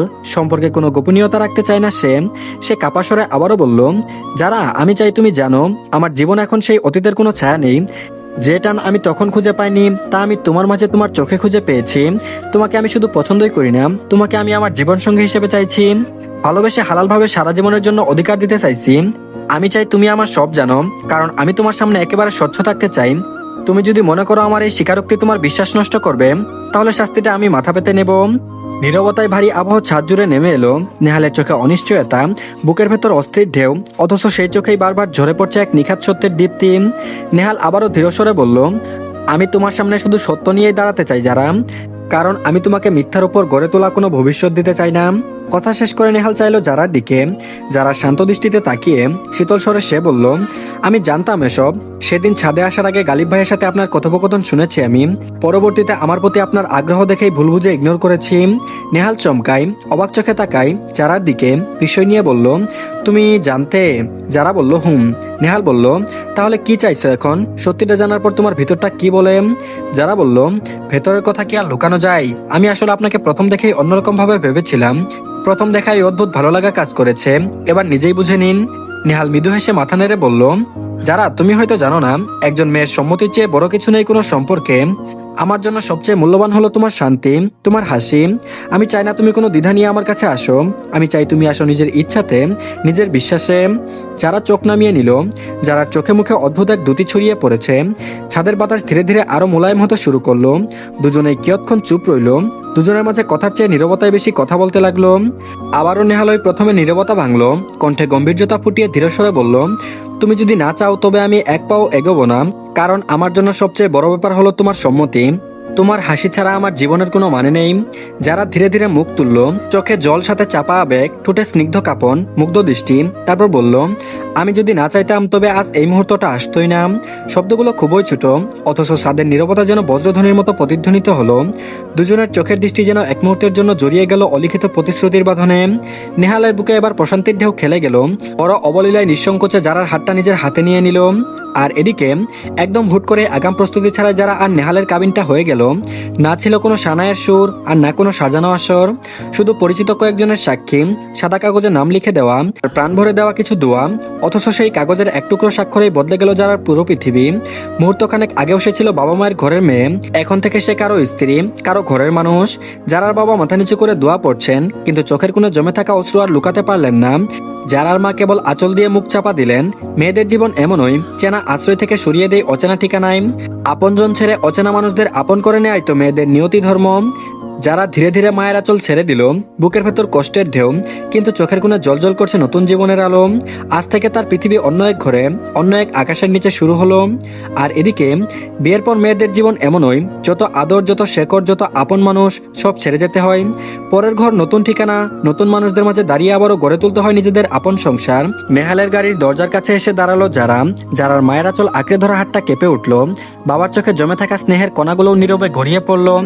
অজানা মানুষদের আপন করা, অজানা ঘরের দেয়ালে হাসি ভালোবাসার রং মেখে দেওয়া, এই তো মেয়েদের আজন্ম নিয়তি। আর সেই নিয়তিকে আজ বুকের ভেতর আগলে রেখে জলভরা চোখে নিজের মায়ের কুল ছেড়ে যারা পা বাড়ালো নেহালের জীবনের পথে। নেহাল হাত বাড়িয়ে তাকে গাড়িতে বসালো। কলের থেকে বিদায় নিয়ে নিজেও বসে গেল গাড়িতে। কন্দনরত স্ত্রীর দিকে তাকিয়ে রইল কিয়ৎক্ষণ। মেয়েটার চোখের জলে তার হৃদয়ে রক্তক্ষরণ হচ্ছে। যারাকে নিজের বুকে আগলে নিল নেহাল, কানের কাছে মুখ নিয়ে ফিসফিস করে বলল, তুমি একা নও যারা, জীবনের শেষ মুহূর্ত অবধি আমি তোমার পাশে রব। তোমাকে ভালোবেসে যাবো ইনশাল্লাহ। তুমি শুধু ভালোবেসে আমার পাশে থেকো। আমি তোমার অচেনা সব পথগুলোকে ভালোবাসা দিয়ে আপন করে তুলবো। আর এদিকে সময় থেমে থাকে না, সে তো চিরন্তন বহমান স্রোত। সময়ের প্রতিটি ক্ষণে তার নিজের ছন্দ বয়ে যায়, রেখে যায় স্মৃতির দাগ আর মুছে দেয় চোখের জল। মানুষের হাতছানি তাকে আটকে রাখতে পারে না, যেমন নদীর স্রোতকে বাঁধতে পারে না এক মুঠো বালি। সময় কখনো ধীর বয়ে যায়, কখনো ঝড়ো হওয়ার মতো ছুটে যায়, তবুও শেষমেশ সে চলে যায় অনন্তের অজানা ঠিকানায়। সাগর উষাদের জীবন থেকে এরই মাঝে কেটে গিয়েছে অনেকগুলো দিন। নেহাল যারার বিয়ে হয়েছে 20 থেকে 25 দিন হয়েছে হয়তো। নবদম্পতি এখনো সংসারের ভারটা নিতে শিখেনি। তাদের দিন কাটছে ভালোবাসায় আর স্নিগ্ধতায়। সংসার সামলানোর দিক দিয়ে উষা বেশ এগিয়ে। সে একাই সাথে নিজের লেখাপড়ার সাথে সাংসারিক কাজকর্ম দুটোই সামলাচ্ছে সমান তালে। যদিও উষার পরীক্ষায় বেশি দেরি নেই, সে ব্যস্ত থাকে নিজের পড়াশোনা নিয়ে। ইদানিং সাগরেরও দিন কাটছে ব্যস্ততায়। অফিস থেকে বাসায় ফিরতে ফিরতে 12টা কি 1টা বেজে যায়। মূলত উষার এক্সাম শেষ হলে একটা লম্বা ছুটি নেবে সে। উষাকে দেশের বাইরে নিয়ে যাওয়ার চিন্তা ভাবনা করছে সে। বউটাকে নিয়ে দ্বিতীয়বার হানিমুন করবে ভেবে রেখেছে। তাই তার ব্যস্ততার শেষ নেই। উষাকে সকালের ক্লাসে আগে কোচিংয়ে যেতে হয়, তাই ইচ্ছা করেও রাত জাগতে পারে না। কোনোদিন সাগরের জন্য অপেক্ষা করে তো কোনোদিন ঘুমিয়ে যায়। সারাদিনের খাটাখাটুনির পরে রাত 12টার দিকে বাসায় ফিরল সাগর। আগামীকাল ছুটির দিন, ভেবে রেখেছে বিকেলের দিকে উষাকে নিয়ে একটু ঘুরতে বের হবে। পরীক্ষার আর 2 মাসের মতো আছে, তাই মেয়েটাও পড়াশোনায় ডুবে থাকে সারাদিন। একটু ঘুরতে পারলে মাইন্ডটা ফ্রেশ হবে, আবার একটু কোয়ালিটি টাইমও স্পেন্ড করা যাবে। সাগর ভেবেছিল গত রাতের মতো আজকে উষা ঘুমিয়ে থাকবে, কিন্তু সাগরকে ভুল প্রমাণ করে দিয়ে উষা এখনো জেগে আছে। সে দরজা খুলে রুমে প্রবেশ করতে দেখলো উষা ফোনে রিলস দেখছে। সাগরকে দেখে উষা নিজের জায়গা ছেড়ে দাঁড়ায়, দ্রুত গতিতে এগিয়ে যায় সাগরের কাছে। নিজের হাত থেকে ব্যাগটা নিয়ে নেয়, জায়গা মতো রেখে এসে আবারও দাঁড়ায় সাগরের সামনে। সাগর নিগুড় দৃষ্টিতে দেখছে তার বউয়ের কর্মকাণ্ড। মুখে ঘাম না থাকা সত্ত্বেও নিজের ওনার আঁচল দিয়ে সাগরের মুখটা মুছে দিতে লাগলো। সাগর সেই ফাঁকে আলগোসে আঁকড়ে ধরে বউয়ের কোমর টেনে মিশিয়ে নেয় নিজের বুকের সাথে। উষা আড়ষ্ট ভঙ্গিতে চোখ তুলে তাকায়। সাগরের স্পর্শ এখনো সহ্য হয় না ওর। শরীরে অদ্ভুত কম্পনের সৃষ্টি হয়। উষার আড়ষ্টতা দেখে স্মিত হাসে সাগর। মুখ বাড়িয়ে গম্ভীর চুম্বনাকে বউয়ের ললাটে। দীর্ঘ চুম্বন শেষে নিজেদের মধ্যে কিছুটা দূরত্ব তৈরি করে উষার গালে এলোমেলোভাবে পড়ে থাকা চুলগুলো কানের পিঠে গুজে দিতে দিতে ধীরস্বরে বলল, পাক্কা গিন্নি হয়ে গিয়েছো দেখছি। উষা লাজুক হাসে। নিজের ডান হাতটা রাখে সাগরের ডান কাঁধে, আরেক হাত রাখে সাগরের বুকে। তারপর বলল, রিপ্তি হাত ভুইয়া সাগরের গিন্নি হয়েছি। সাগর বলল, বাহ, তাহলে এখন গিন্নিকে খুশি হয়ে কি উপহার দেওয়া যায় বলো তো? উষা ভাবুক হওয়ার ভান করে আহ্লাদে স্বরে বলল, পুরো রিপ্তি হাত ভুইয়া সাগরকেই চাইছি। সাগর আলগুছে নিজের মুখ এগিয়ে নেই উষার কানের কাছে। ফিসফিস করে হাসকি স্বরে বলল, সে তো কবেই তার নিজেকে আত্মসমর্পণ করেছে আপনার নিকট। কক্সবাজারের সেই রাত কি যথেষ্ট ছিল না? সেই রাত থেকে আজ পর্যন্ত কি সেটাই প্রমাণ পাননি ম্যাডাম? উষা লজ্জায় ছটফটিয়ে ওঠে, মুচড়ে ওঠে হৃদয়। সাগরের হাতের বন্ধন থেকে ছাড়া পেতে মরিয়া হয়ে ওঠে। সাগরের গভীর দৃষ্টি হতে নিজেকে বাঁচাতে চায় উষা, দৃষ্টিতে দৃষ্টি মেলাতেও ব্যর্থ সে। সাগর নিজের হাতের বন্ধন আরো দৃঢ় করে, কোনো আগাম বার্তা ছাড়াই আঁকড়ে ধরে প্রেয়সীর উষ্ঠজোড়া। সাগরের মাতাল করা স্পর্শে উষার শরীর ভার হয়ে আসে, দেহের শক্তির উদয়। সাগর সময় নিল না বেশি, উষাকে ছেড়ে দিল। নেশালো দৃষ্টিতে উষা রক্তিম অধৈর্যরার দিকে তাকিয়ে থেকে গম্ভীর স্বরে বলল, মিসেস সাগর। এই মুহূর্তে মিস্টার সাগর নিজেকে তার বউয়ের নিকট সঁপে দিতে প্রস্তুত। আপনি কি তৈরি আছেন? উষা ভরকে যায়, ফরকানো বদন নিয়ে হতবাক দৃষ্টিতে তাকায় সাগরের দিকে, আতঙ্কিত হয়ে বলল, উহু না, আমি তৈরি নই।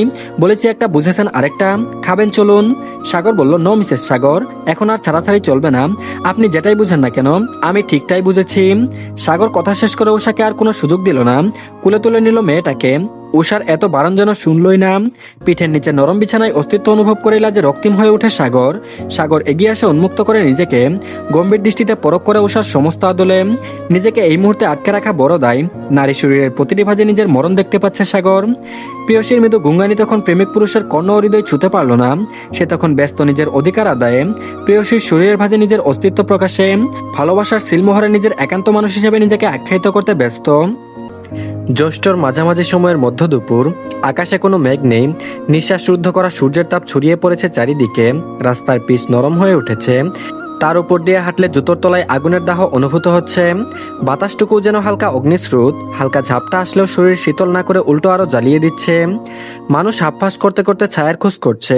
হাঁটতে থাকা মানুষদের মুখে একরাশ ক্লান্তি, ঘামে ভিজে আছে জামা কাপড়, কপালে দৃশ্যমান হয়ে আছে বিন্দু বিন্দু ঘামের রেখা। শরীরের সবটুকু যেন গলে যাচ্ছে। ছায়ায় দাঁড়িয়েও কারো স্বস্তি নেই। গাছের পাতাও নিস্তেজ হয়ে ঝুলে আছে, হাওয়ায় সামান্য নড়চড় নেই। রিক্সা চালকের গা বেয়ে ঘাম নদীর মতো ঝরছে। ফলোয়ালার ভ্যানগাড়ি আম লিচু শুকিয়ে যেতে যেতে প্রায় প্রাণহীন হয়েছে। জ্যৈষ্ঠ মাসের রোদের প্রখরতায় জনজীবন অতিষ্ঠ হয়ে উঠেছে। অধিকাংশ মানুষের মেজাজটাই খিটখিটে হয়ে আছে। সাদাফের মেজাজটা যেন একটু বেশিই খারাপ। পুরো ভার্সিটির কোথাও আরিশাকে খুঁজে পেল না। শুভ বালিটা কেউই আরিশার খোঁজ দিতে পারল না। শুভ বলেছে সে নাকি আরিশাকে ফোনে কথা বলতে বলতে বাইরে যেতে দেখেছে। সেই খবর শুনে সাদাব ভার্সিটির চত্বর থেকে বেরিয়ে এসেছে। ভার্সিটির এরিয়ার অলরেডি দুটো কফি শপ পেরিয়ে 3 নম্বর কফি শপের সামনে এসে দাঁড়ালো সে। অতি বিরক্ত হয়ে আবারও কল লাগালো আরিশার ফোনে। সেই একই, বারবার রিং হচ্ছে কিন্তু রিসিভ হচ্ছে না। সাদাব আরো 2বার কল দিল আরিশাকে, রাগে মাথায় দাউ দাউ করে যেন আগুন জ্বলছে। অবশেষে কল দিল ফুপুর কাছে, বাসায় গেল নাকি সেই খোঁজ নিতে, কিন্তু ফুপুর থেকেও আশানুরূপ ফল সে পায়নি। বলা বাহুল্য, গত 2-1 মাসে আরিশা সাদাফের সম্পর্কের উন্নতি হয়েছে। সাদাব এখন আরিশাকে জ্বালালেও সেটা লিমিটের মধ্যে, যেটা না করলে চলেই না। তবে মাখো মাখো প্রেমটা তাদের মধ্যে দেখা যায় না। মনের মধ্যে লুকায়িত আছে ভালোবাসার অনুভূতিগুলো। এসব ভাবতে ভাবতেই সাদাব আনমনে নজর বোলায় চারপাশে। 2টা ক্লাস বাকি, তাই সাদাব আবারও ভার্সিটির দিকে হাঁটা ধরে। ভার্সিটির মূল ফটকের ঠিক সামনে এসে দাঁড়াতেই আচমকা পাজোড়া থেমে যায়। মুহূর্তেই সাদাবের শরীরের প্রতিটি শিরা টান টান হয়ে ওঠে। মুষ্টিবদ্ধ হাতের রক্ত চলাচল যেন বাইরে ফেটে পড়তে চাইছে। চোখ দুটো ধারালো ছুরির মতো ঝলসে উঠছে, দৃষ্টিতে ভয়ঙ্কর তীব্রতা। নাকের পাটা ফুলে উঠেছে, শ্বাস প্রশ্বাস ভারী আর দ্রুত হয়ে গিয়েছে। অস্থিরভাবে নেওয়া প্রতিটি নিঃশ্বাসে যেন রাগের আগুন বের হচ্ছে। চোয়ালে পেশি শক্ত হয়ে উঠেছে, দাঁত খিচিয়ে রাখা। এই ক্ষণে সাদাফের পুরো শরীরটাই যেন এক উত্তপ্ত অগ্নিয়াগিরি।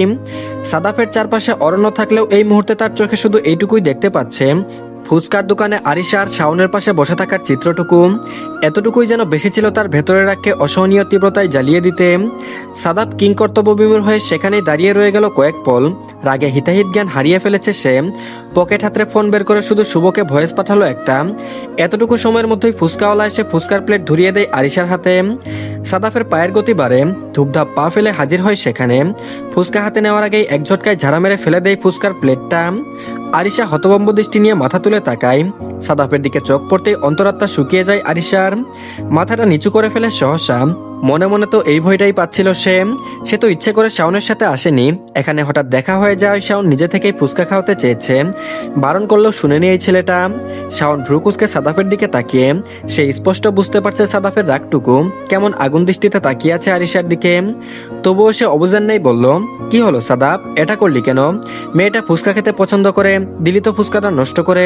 আরেক প্লেট অর্ডার করবো নাকি আরিশা? আরিশা মাথা তুলে তাকানোর সাহস দেখায় না, ভয়ে শুকনো ঢুক গিলে কেবল। সাদাব আরিশার দিকে তাকিয়ে থেকেই বলল, হ্যাঁ ফুচকা তো অর্ডার দিবই। আজকে কত ফুচকা খেতে পারে সেটাই দেখবো আমি। কথাটুকু বলে এক ঝটকায় আরিশাকে দাঁড় করায়, হাতটা শক্ত করে ধরে টেনে নিয়ে যায় সামনের দিকে। শাওনের কপালে গুটি কয়েক ভাঁজ পড়ে সে দাঁড়িয়ে বলল, এ কি, এভাবে ওকে নিয়ে কোথায় যাচ্ছিস? সাদাব বলল, আমি আমার বউকে কোথায় নিয়ে যাব সেই কৈফিয়ত কি তোকে দিব নাকি শালা? শাওন বলল, বউ? সাদাব আর কোনো উত্তর করলো না, নিজের সাথে টেনে নিয়ে যেতে লাগলো আরিশাকে। আরিশা নিশ্চুপ, এই মুহূর্তে অন্তত কিছু বলার সাহস নেই তার। সাদাব নিজের বাইকে উঠে আরিশাকেও বসতে ইশারা করে।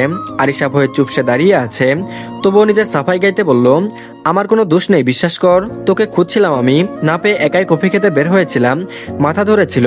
কফি খেয়ে বের হতেই ওর সাথে। সাদাব ভ্রুকুসকে রাগী দৃষ্টিতে তাকায় আরিশার দিকে, মুখ বাঁকিয়ে অভিনয় দেখিয়ে বলল, ও তাই? আরিশা এমন অভিনয়ে হকচকিয়ে যায়, তারপর বলল, বাইকে উঠ। আরিশা বলল, কেন? সাদাব বলল, কাজী অফিসে যাব, বিয়ে করব। আরিশাও যেন আকাশ থেকে পড়ল, কাজী অফিস মানে? আর বিয়ে? এখন এভাবে কিসের বিয়ে? আরিশা এবার মিইয়ে গেল, শক্ত গলায় বলল, এই ভাই পাগল হয়েছিস তুই? কি কস এগলাম? বিয়ে মানে? সাদাব বলল, বিয়ে মানে কি তুই বুঝিস না? আরিশা অবুঝের নেই তাকিয়ে থাকে সাদাফের দিকে, ছেলেটা কি পাগল? কি সব বলে? তারপর বলল, কি হলো, বুঝিস না তো? আচ্ছা চল, তিন কবুল বলে বিয়ে করব, তারপর ওপেনলি সব বুঝিয়ে দিবার গুরু দায়িত্বটা আমি নেব। কথাটুকু শেষ করে শার্টের কলারটা একটু ঠিক করে বলল, এমনিতেই এই দায়িত্ব হাজবেন্ডকেই নিতে হয়। আরিশা কি বলবে বুঝে পেল না, ছেলেটা এত নির্লজ্জ আর ঠুটকাটা। আরিশা অস্থির হয়ে বলল, তাই বলে বিয়ে কেন এখন? পরিবার ছাড়া কেন বিয়ে করব? এমন তো নয় যে আমাদের পরিবার বারণ করেছে আমাদের বিয়ে দিবে না, রাজি তো সবাই, তাহলে লুকিয়ে বিয়ে করব কেন? সাদাব ভ্রুকুচকে সন্দিগ্ধ দৃষ্টিতে তাকায় আরিশার দিকে, ঠোঁটের কোণে দুষ্ট হাসি, ডান চোখটা টিপে বলল, উহুম, আমি তো দেখছি আমার থেকেও তোর তারা বেশি। তার মানে এখন বিয়ে করতে তোর অসুবিধা নেই? আচ্ছা তুই যখন চাচ্ছিস তাহলে এখন ওই পরিবার নিয়ে বিয়ে করব। উঠ বাইকে, কত কাজ। মানে আমি এটা কখন বললাম? সাদাব বলল, চুপ, আর কথা না। এবার সাদাব এক প্রকার টেনে হিস্ট্রেই আরিশাকে গাড়িতে তুলল। আরিশার এত বারণ সে শুনল না, এখন কিসের বিয়ে? গুরুজনেরা তো জানেন ওদের ব্যাপারে, সময় সুযোগ হলে তো ওনারাই বিয়ের আয়োজন করবে। আর দু একদিনের মধ্যেই তো এসএসসি পরীক্ষা শুরু হবে। আর বাবা মায়ের আলোচনা থেকে লুকিয়ে আরিশা এতটুকু শুনেছে যে পরীক্ষা শেষে আরাব ভাইয়া আর তানহার বিয়ে হবে। আর এদিকে আরিশা আর সাদাফের কাবিনটাও করিয়ে রাখবে। তাহলে এখন কেন তাড়াহুড়ো করে সবার সামনে কালার হবে? কি লজ্জার ব্যাপার এটা। আর এদিকে বেলা খুব বেশি নয়, ঘড়ির কাঁটা ঘুরছে 1:30-এ।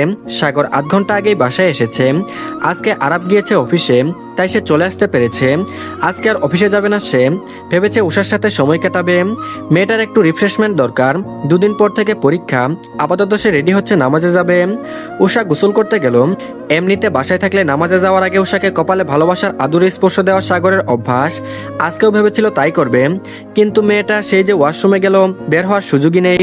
সে ওয়াশরুমের দরজার দিকে এগিয়ে যায়, হাত বাড়িয়ে দরজায় শব্দ করে কয়েকবার। ভিতর থেকে পানি পড়ার শব্দ আসছে। দরজায় শব্দ হতেই পানির শব্দ থেমে গেল। ভিতর থেকে নেমে উষা আওয়াজ দিল, কে? সাগর বলল, আমি। উষা বলল, ওহ, কিছু বলবেন? সাগর বলল, নামাজে যাচ্ছি। তোর আর কতক্ষণ লাগবে? উষা বলল, লাগবে আরো 15-20 মিনিট, আপনি চলে যান। সাগর আর কথা বাড়ালো না, জামায়াত ধরতে পারবে না আর একটু দেরি হলে। সে বিদায় নিয়ে নিজেদের রুম ছেড়ে বেরিয়ে আসে। একটু পরে দুপুরের খাবার খেতে বসবে সকলে। লিপি বেগম আর মারিয়া জামান কিচেনে খুন্তি নাড়াতে ব্যস্ত। আর এদিকে গালিব আর প্রিয়তার বেশ ভালো দিন কাটছে। প্রিয়তা এতদিনে এতটুকু বুঝেছে গালিব খুব গুছালো একটা ছেলে, দারুণ ব্যক্তিত্বের অধিকারী, সাপোর্টিভ, বন্ধুসুলভ আচরণ তাকে মুগ্ধ করছে বারংবার। প্রতিটা কাজে খুব দায়িত্বের সাথে করে, গুরুত্ব দেয়, অ্যান্ড মোস্ট যেটা হলো সেটা সে একজন গুড লিসেনার। সে গালিবের প্রতিটা আচরণ প্রিয়তার মনে আচর কাটে। প্রিয়তা মাঝে মাঝে ভাবে গালিব ভবিষ্যতে খুব দায়িত্ববান হাজব্যান্ড হবে, কারণ যা কিছু একটা মেয়ে তার জীবনসঙ্গী থেকে আশা করে তার সবকিছুই গালিবের মধ্যে বিদ্যমান। ছেলেটা খুবই নরম স্বভাবের, প্রিয়তাকে খুব ভালো বুঝে। গালিব এখন দাঁড়িয়ে আছে প্রিয়তাদের বাসা থেকে একটু দূরে। আজকে প্রিয়তাকে সঙ্গে নিয়ে বাইকে ঘোরার জন্য আবদার করেছে সে। দুপুরেই বের হবে, লাঞ্চ করে তারপর আশেপাশে ঘুরতে বেরোবে। প্রিয়তা একটা লাল রঙের 3 পিস পরেছে, যেটা এবার ঈদে আড়ং থেকে নেওয়া হয়েছে। লাল আর কালোর মিশেলে জামাটা, মাথায় কালো হিজাব বেঁধেছে, দেখতে চমৎকার লাগছে।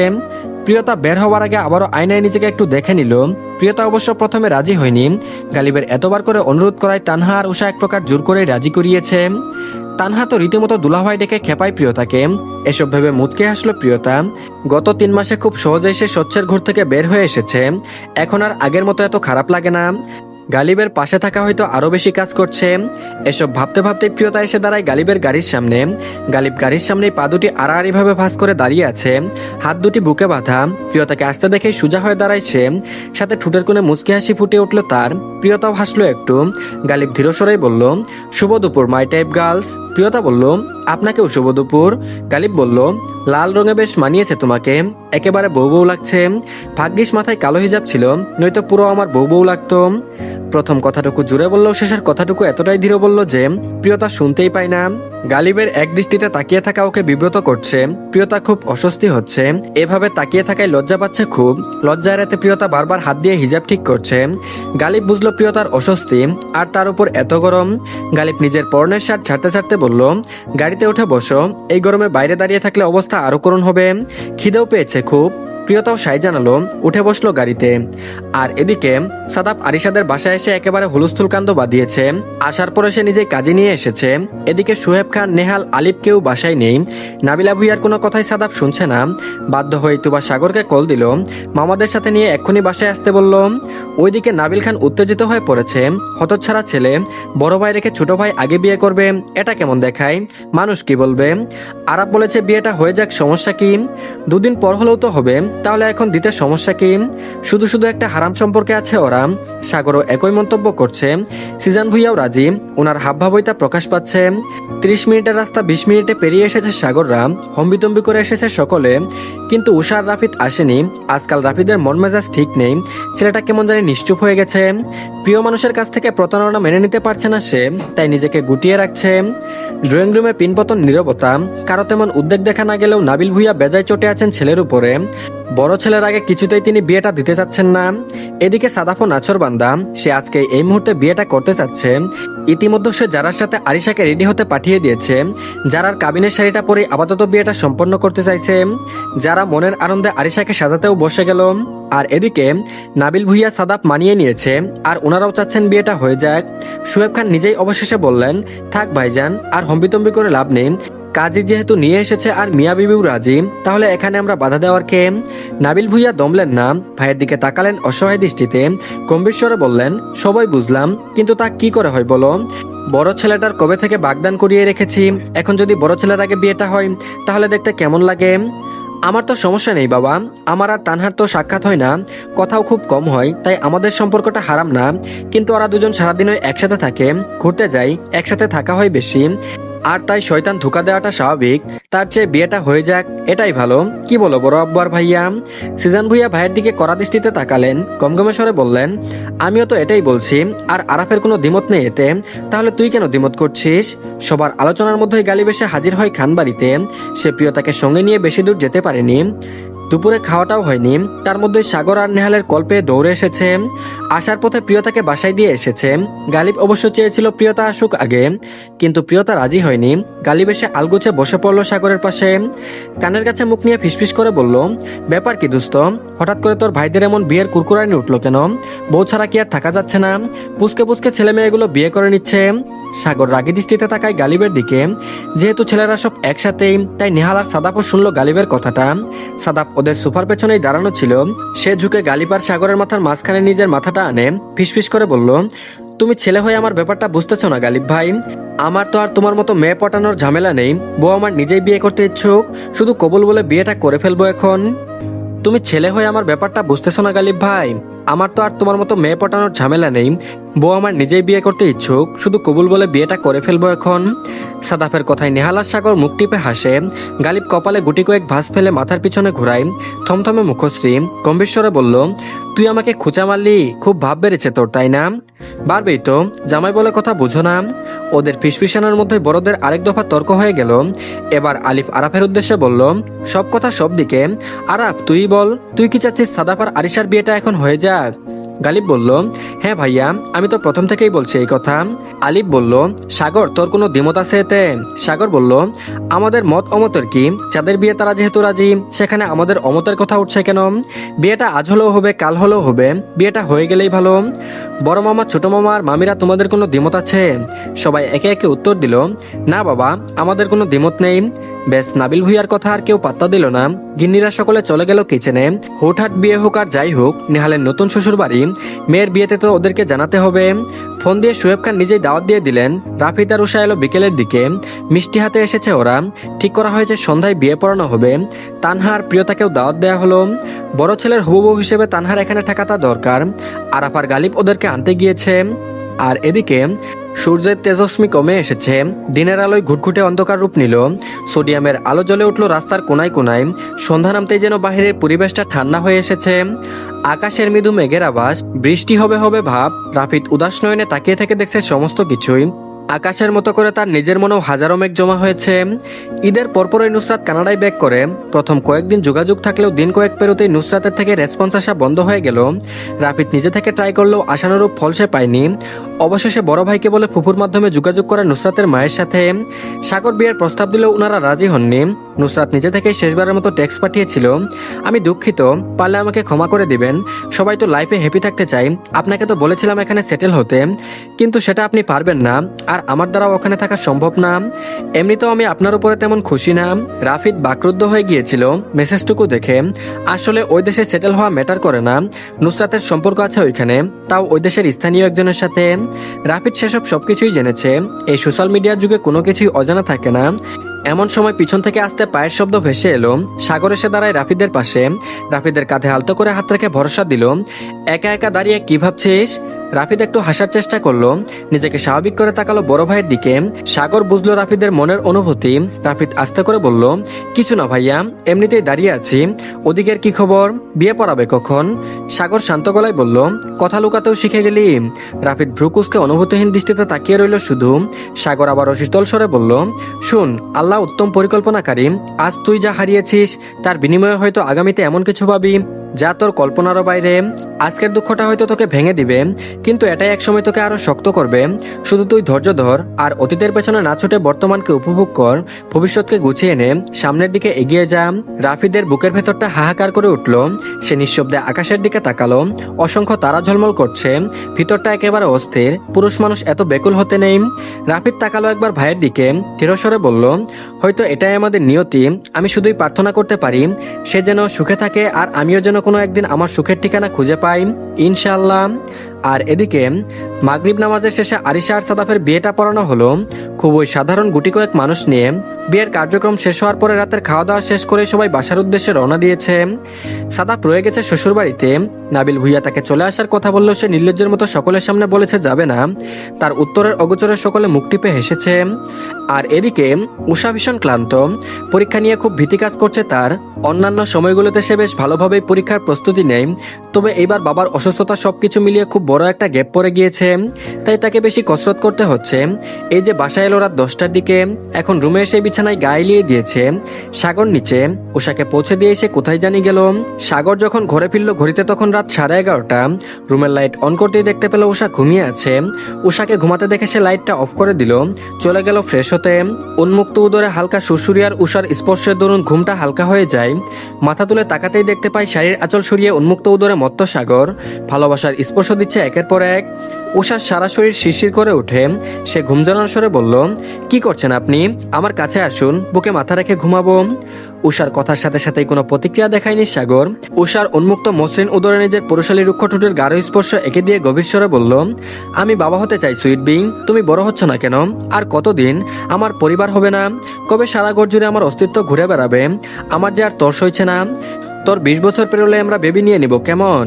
এমন মিষ্টি আবদারের শিহরণ পুরো শরীর কেঁপে ওঠে উষার। ভিতরে কেমন একটা লাগছে। উষা কাপা হাতে সাগরের মাথায় হাত রাখে। বিলি কাটতে থাকে অস্থির সাগরের মাথায়। উষা সান্ত্বনা বাক্য স্বরূপ বলল, সব হবে ইনশাল্লাহ, আল্লাহ যখন চাইবেন তখনই হবে। সাগর আলগুছে চলে আসে উষার কাছে, জড়িয়ে নেয় নিজের বুকের সাথে। আবেশে চুমু এঁকে দেয় প্রিয়তমার অধরকান্তিতে আর ললাতে। ইনশাল্লাহ, ঘুমাও, সকালে উঠতে হবে, আমি মাথায় হাত বুলিয়ে দিচ্ছি। আর এদিকে যেহেতু আরিশা আর সাদাফের বিয়েটা একদম হুট করে কোনো আয়োজন ছাড়াই হয়েছে, বলতে গেলে কোনো প্রিপ্ল্যান যেহেতু ছিল না, তাই বাসরও সাজানো হলো না। আরিশা নিজের রুমেই ছিল, শাড়ি পাল্টে প্লাজো আর গেঞ্জি পরেছে, ঘুমাবে, কিন্তু সাদাফের জন্য অপেক্ষা করছে। মিনিট কয়েক পেরোতেই সাদাফ আসে রুমে। আরিশা কেন জানি সাদাফকে দেখেই লজ্জা রাখতে শুরু করলো। সাদাফকে দরজা লাগাতে দেখে সে আরো একটু মিয়ে গেল, মাথাটা নিচু হয়ে গেল আপনা আপনি। সাদাফ মুচকি আসলো শুধু, তার নিজেরও যা বেশ অস্বস্তি লাগছে। তারপর বলল, দেখলি কেমন দিনের মধ্যে বিয়েটা করে ফেলেছি, এখন যাস তোর ওই শাওনের সাথে ঘুরতে। সিরিয়াসলি সাদাব, তুই এই নিছক ছোট্ট একটা কারণে এমন হম্বিতম্বি করে বিয়েটা করলি? সাদাব বিছানায় বসতে বসতে ভাবলেশীন ভাবে জবাব দিল, হ্যাঁ, অত ঝামেলা আমার ভাল লাগে না, এত প্যারা নিতে পারবো না আমি, বাদ দে এখন এসব, তার চেয়ে কাছে আই। আরিশা বলল, একদম না। সাদাব মানল না, সে হাত বাড়িয়ে টেনে এনে আরিশাকে নিজের কোলে বসিয়ে দিল। আরিশা হতচকিত হয়ে যায়, লজ্জায় গাল লাল হয়, উঠে দাঁড়াতে চায় কোল থেকে, কিন্তু সাদাব শক্ত করে কোমর পেঁচিয়ে ধরে আছে। আর এদিকে সাদাবের দৃষ্টির পরিবর্তন ঘটে, কেমন মাদকতা মিশে আছে দৃষ্টিতে। খুল লেগে যাচ্ছে তার। সেদিন অনাকাঙ্ক্ষিতভাবে এই অধৈর্যরায় স্বাদ পাওয়ার পর থেকে তার মনটা বেকুল। আবারও সেই স্বাদ আস্বাদন করতে মরিয়া সাদাফের প্রেমিক সত্তা। নিজের গভীর দুটি চোখ দিয়ে ঘোর লাগা দৃষ্টিতে তাকিয়ে রই আরিশার দিকে। আরিশা কুণ্ঠিত বোধ করে, লজ্জায় হাঁফফাঁস করে উঠে, বুকের ভেতর ঢোল বাজছে, শরীর ঘামছে। সাদাফের কোলে থেকে সে মুসরামুসরি করতে থাকে। আরিশার মুসরামুসরি থামাতেই সাগর তৎক্ষণাৎ আরিশার ললাটে নিজের ঠোঁট চেপে ধরে। ভালোবাসা প্রকাশের সেরা মাধ্যম। সময় নিয়ে চুমু খাই কপালে। আরিশা নিশ্চল হয়ে আছে, দুজনের শ্বাস প্রশ্বাসই ভারী হচ্ছে ক্রমাগত। সাদাফ আরিশার কানের কাছে মুখ নিয়ে ধীরস্বরে বলল, আবার আমাকে তোর ওই ক্যান্ডির স্বাদ নিতে দিবি? আমি সেদিন থেকে ভুকা হয়ে আছি, তোর ওই ঠুরজোড়া দেখলেই কেমন নেশা ধরে যায়, দে না একটা প্লিজ। আরিশা ধরফরিয়ে ওঠে, লজ্জায় মাথাটাও তুলতে পারে না, গালসহ কানও গরম হয়ে আছে। তারপর বলল, নির্লজ্জ। নির্লজ্জ বলছিস কেন? একটু স্থির হ না, হালাল হওয়ার পরে প্রথম চুমুটা নিতে দে প্লিজ। আরিশা তবুও নড়চড় করে ওঠে, তার নাড়াচাড়া যেন থামছেই না। সাদাবকে হঠাৎ মুখ এগিয়ে আনতে দেখে সে লজ্জায় চোখ বুজে ফেলে। সাদাব ভেবেছে আরিশা রাজি হয়েছে, তাই প্রগাঢ় অনুভূতি নিয়ে সে এগিয়ে যায়। রয়ে শয়ে একটা চুমু খাবে সে, তবে তার আগে আরিশা তাকে মৃদু ধাক্কা দেয়। আরিশার দিকে তাকিয়ে দেখে মেয়েটা হাসছে বোকার মতো। সাদাব রেগে যায়, তার মুডের কোনো দাম নেই এই মেয়ের কাছে। সে রেগে যায় তৎক্ষণাৎ, আরিশার হাত চেপে ধরে, আরেক হাত আরিশার টি শার্টের ফাঁক গুলিয়ে পেটে অবস্থান করছে। সাদাব আবারও অনুভূতি নিয়ে এগিয়ে যায় আরিশার ঠোঁটের দিকে, তবে আবার হাতে বাধা না দিতে পারলেও সে নড়েচড়ে ওঠে। সাদাব বিরক্ত হয়ে বলল, কি হয়েছে, এমন তিরিং বিরিং করছিস কেন? এই মেয়ে, এভাবে পাগলের মতো হাসছিস কেন? লাজ লজ্জা নেই তোর? আরিশা হেঁটে কুটি কুটি, সে নিজেকে কিছুতেই দমিয়ে রাখতে পারছে না। সে নিজের সর্বশক্তি দিয়ে চেষ্টা করছে সাদাবকে দূরে সরাতে।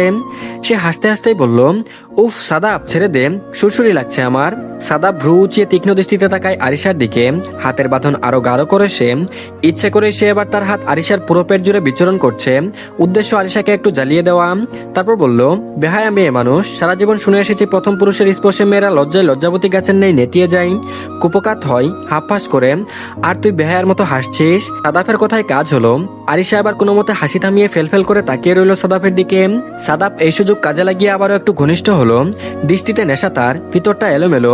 প্রিয়সীকে কাছে পাওয়ার তীব্র আকাঙ্ক্ষা পুড়িয়ে দিচ্ছে তাকে। ভিতরে কিছু একটা জ্বলছে দাউ দাউ করে। শরীরের তাপমাত্রা অস্বাভাবিক, হৃদস্পন্দন বেড়ে গিয়েছে দ্বিগুণ। সাদাফ ডান হাতের সাহায্য চেপে ধরে আরিশার থুতনি। একরাশ মাদকতা নিয়ে চেয়ে থাকে কম্পনরত উষ্ঠজোড়ার দিকে। সাদাফ দেরি করলো না, গোলাপি উষ্ঠজোড়ায় মত্ত হয়ে চোখ দুটি বন্ধ করে নিল, মুখ এগিয়ে নিল সামনের দিকে। হাতের অবাধ্যতা বেড়ে দ্বিগুণ হলো।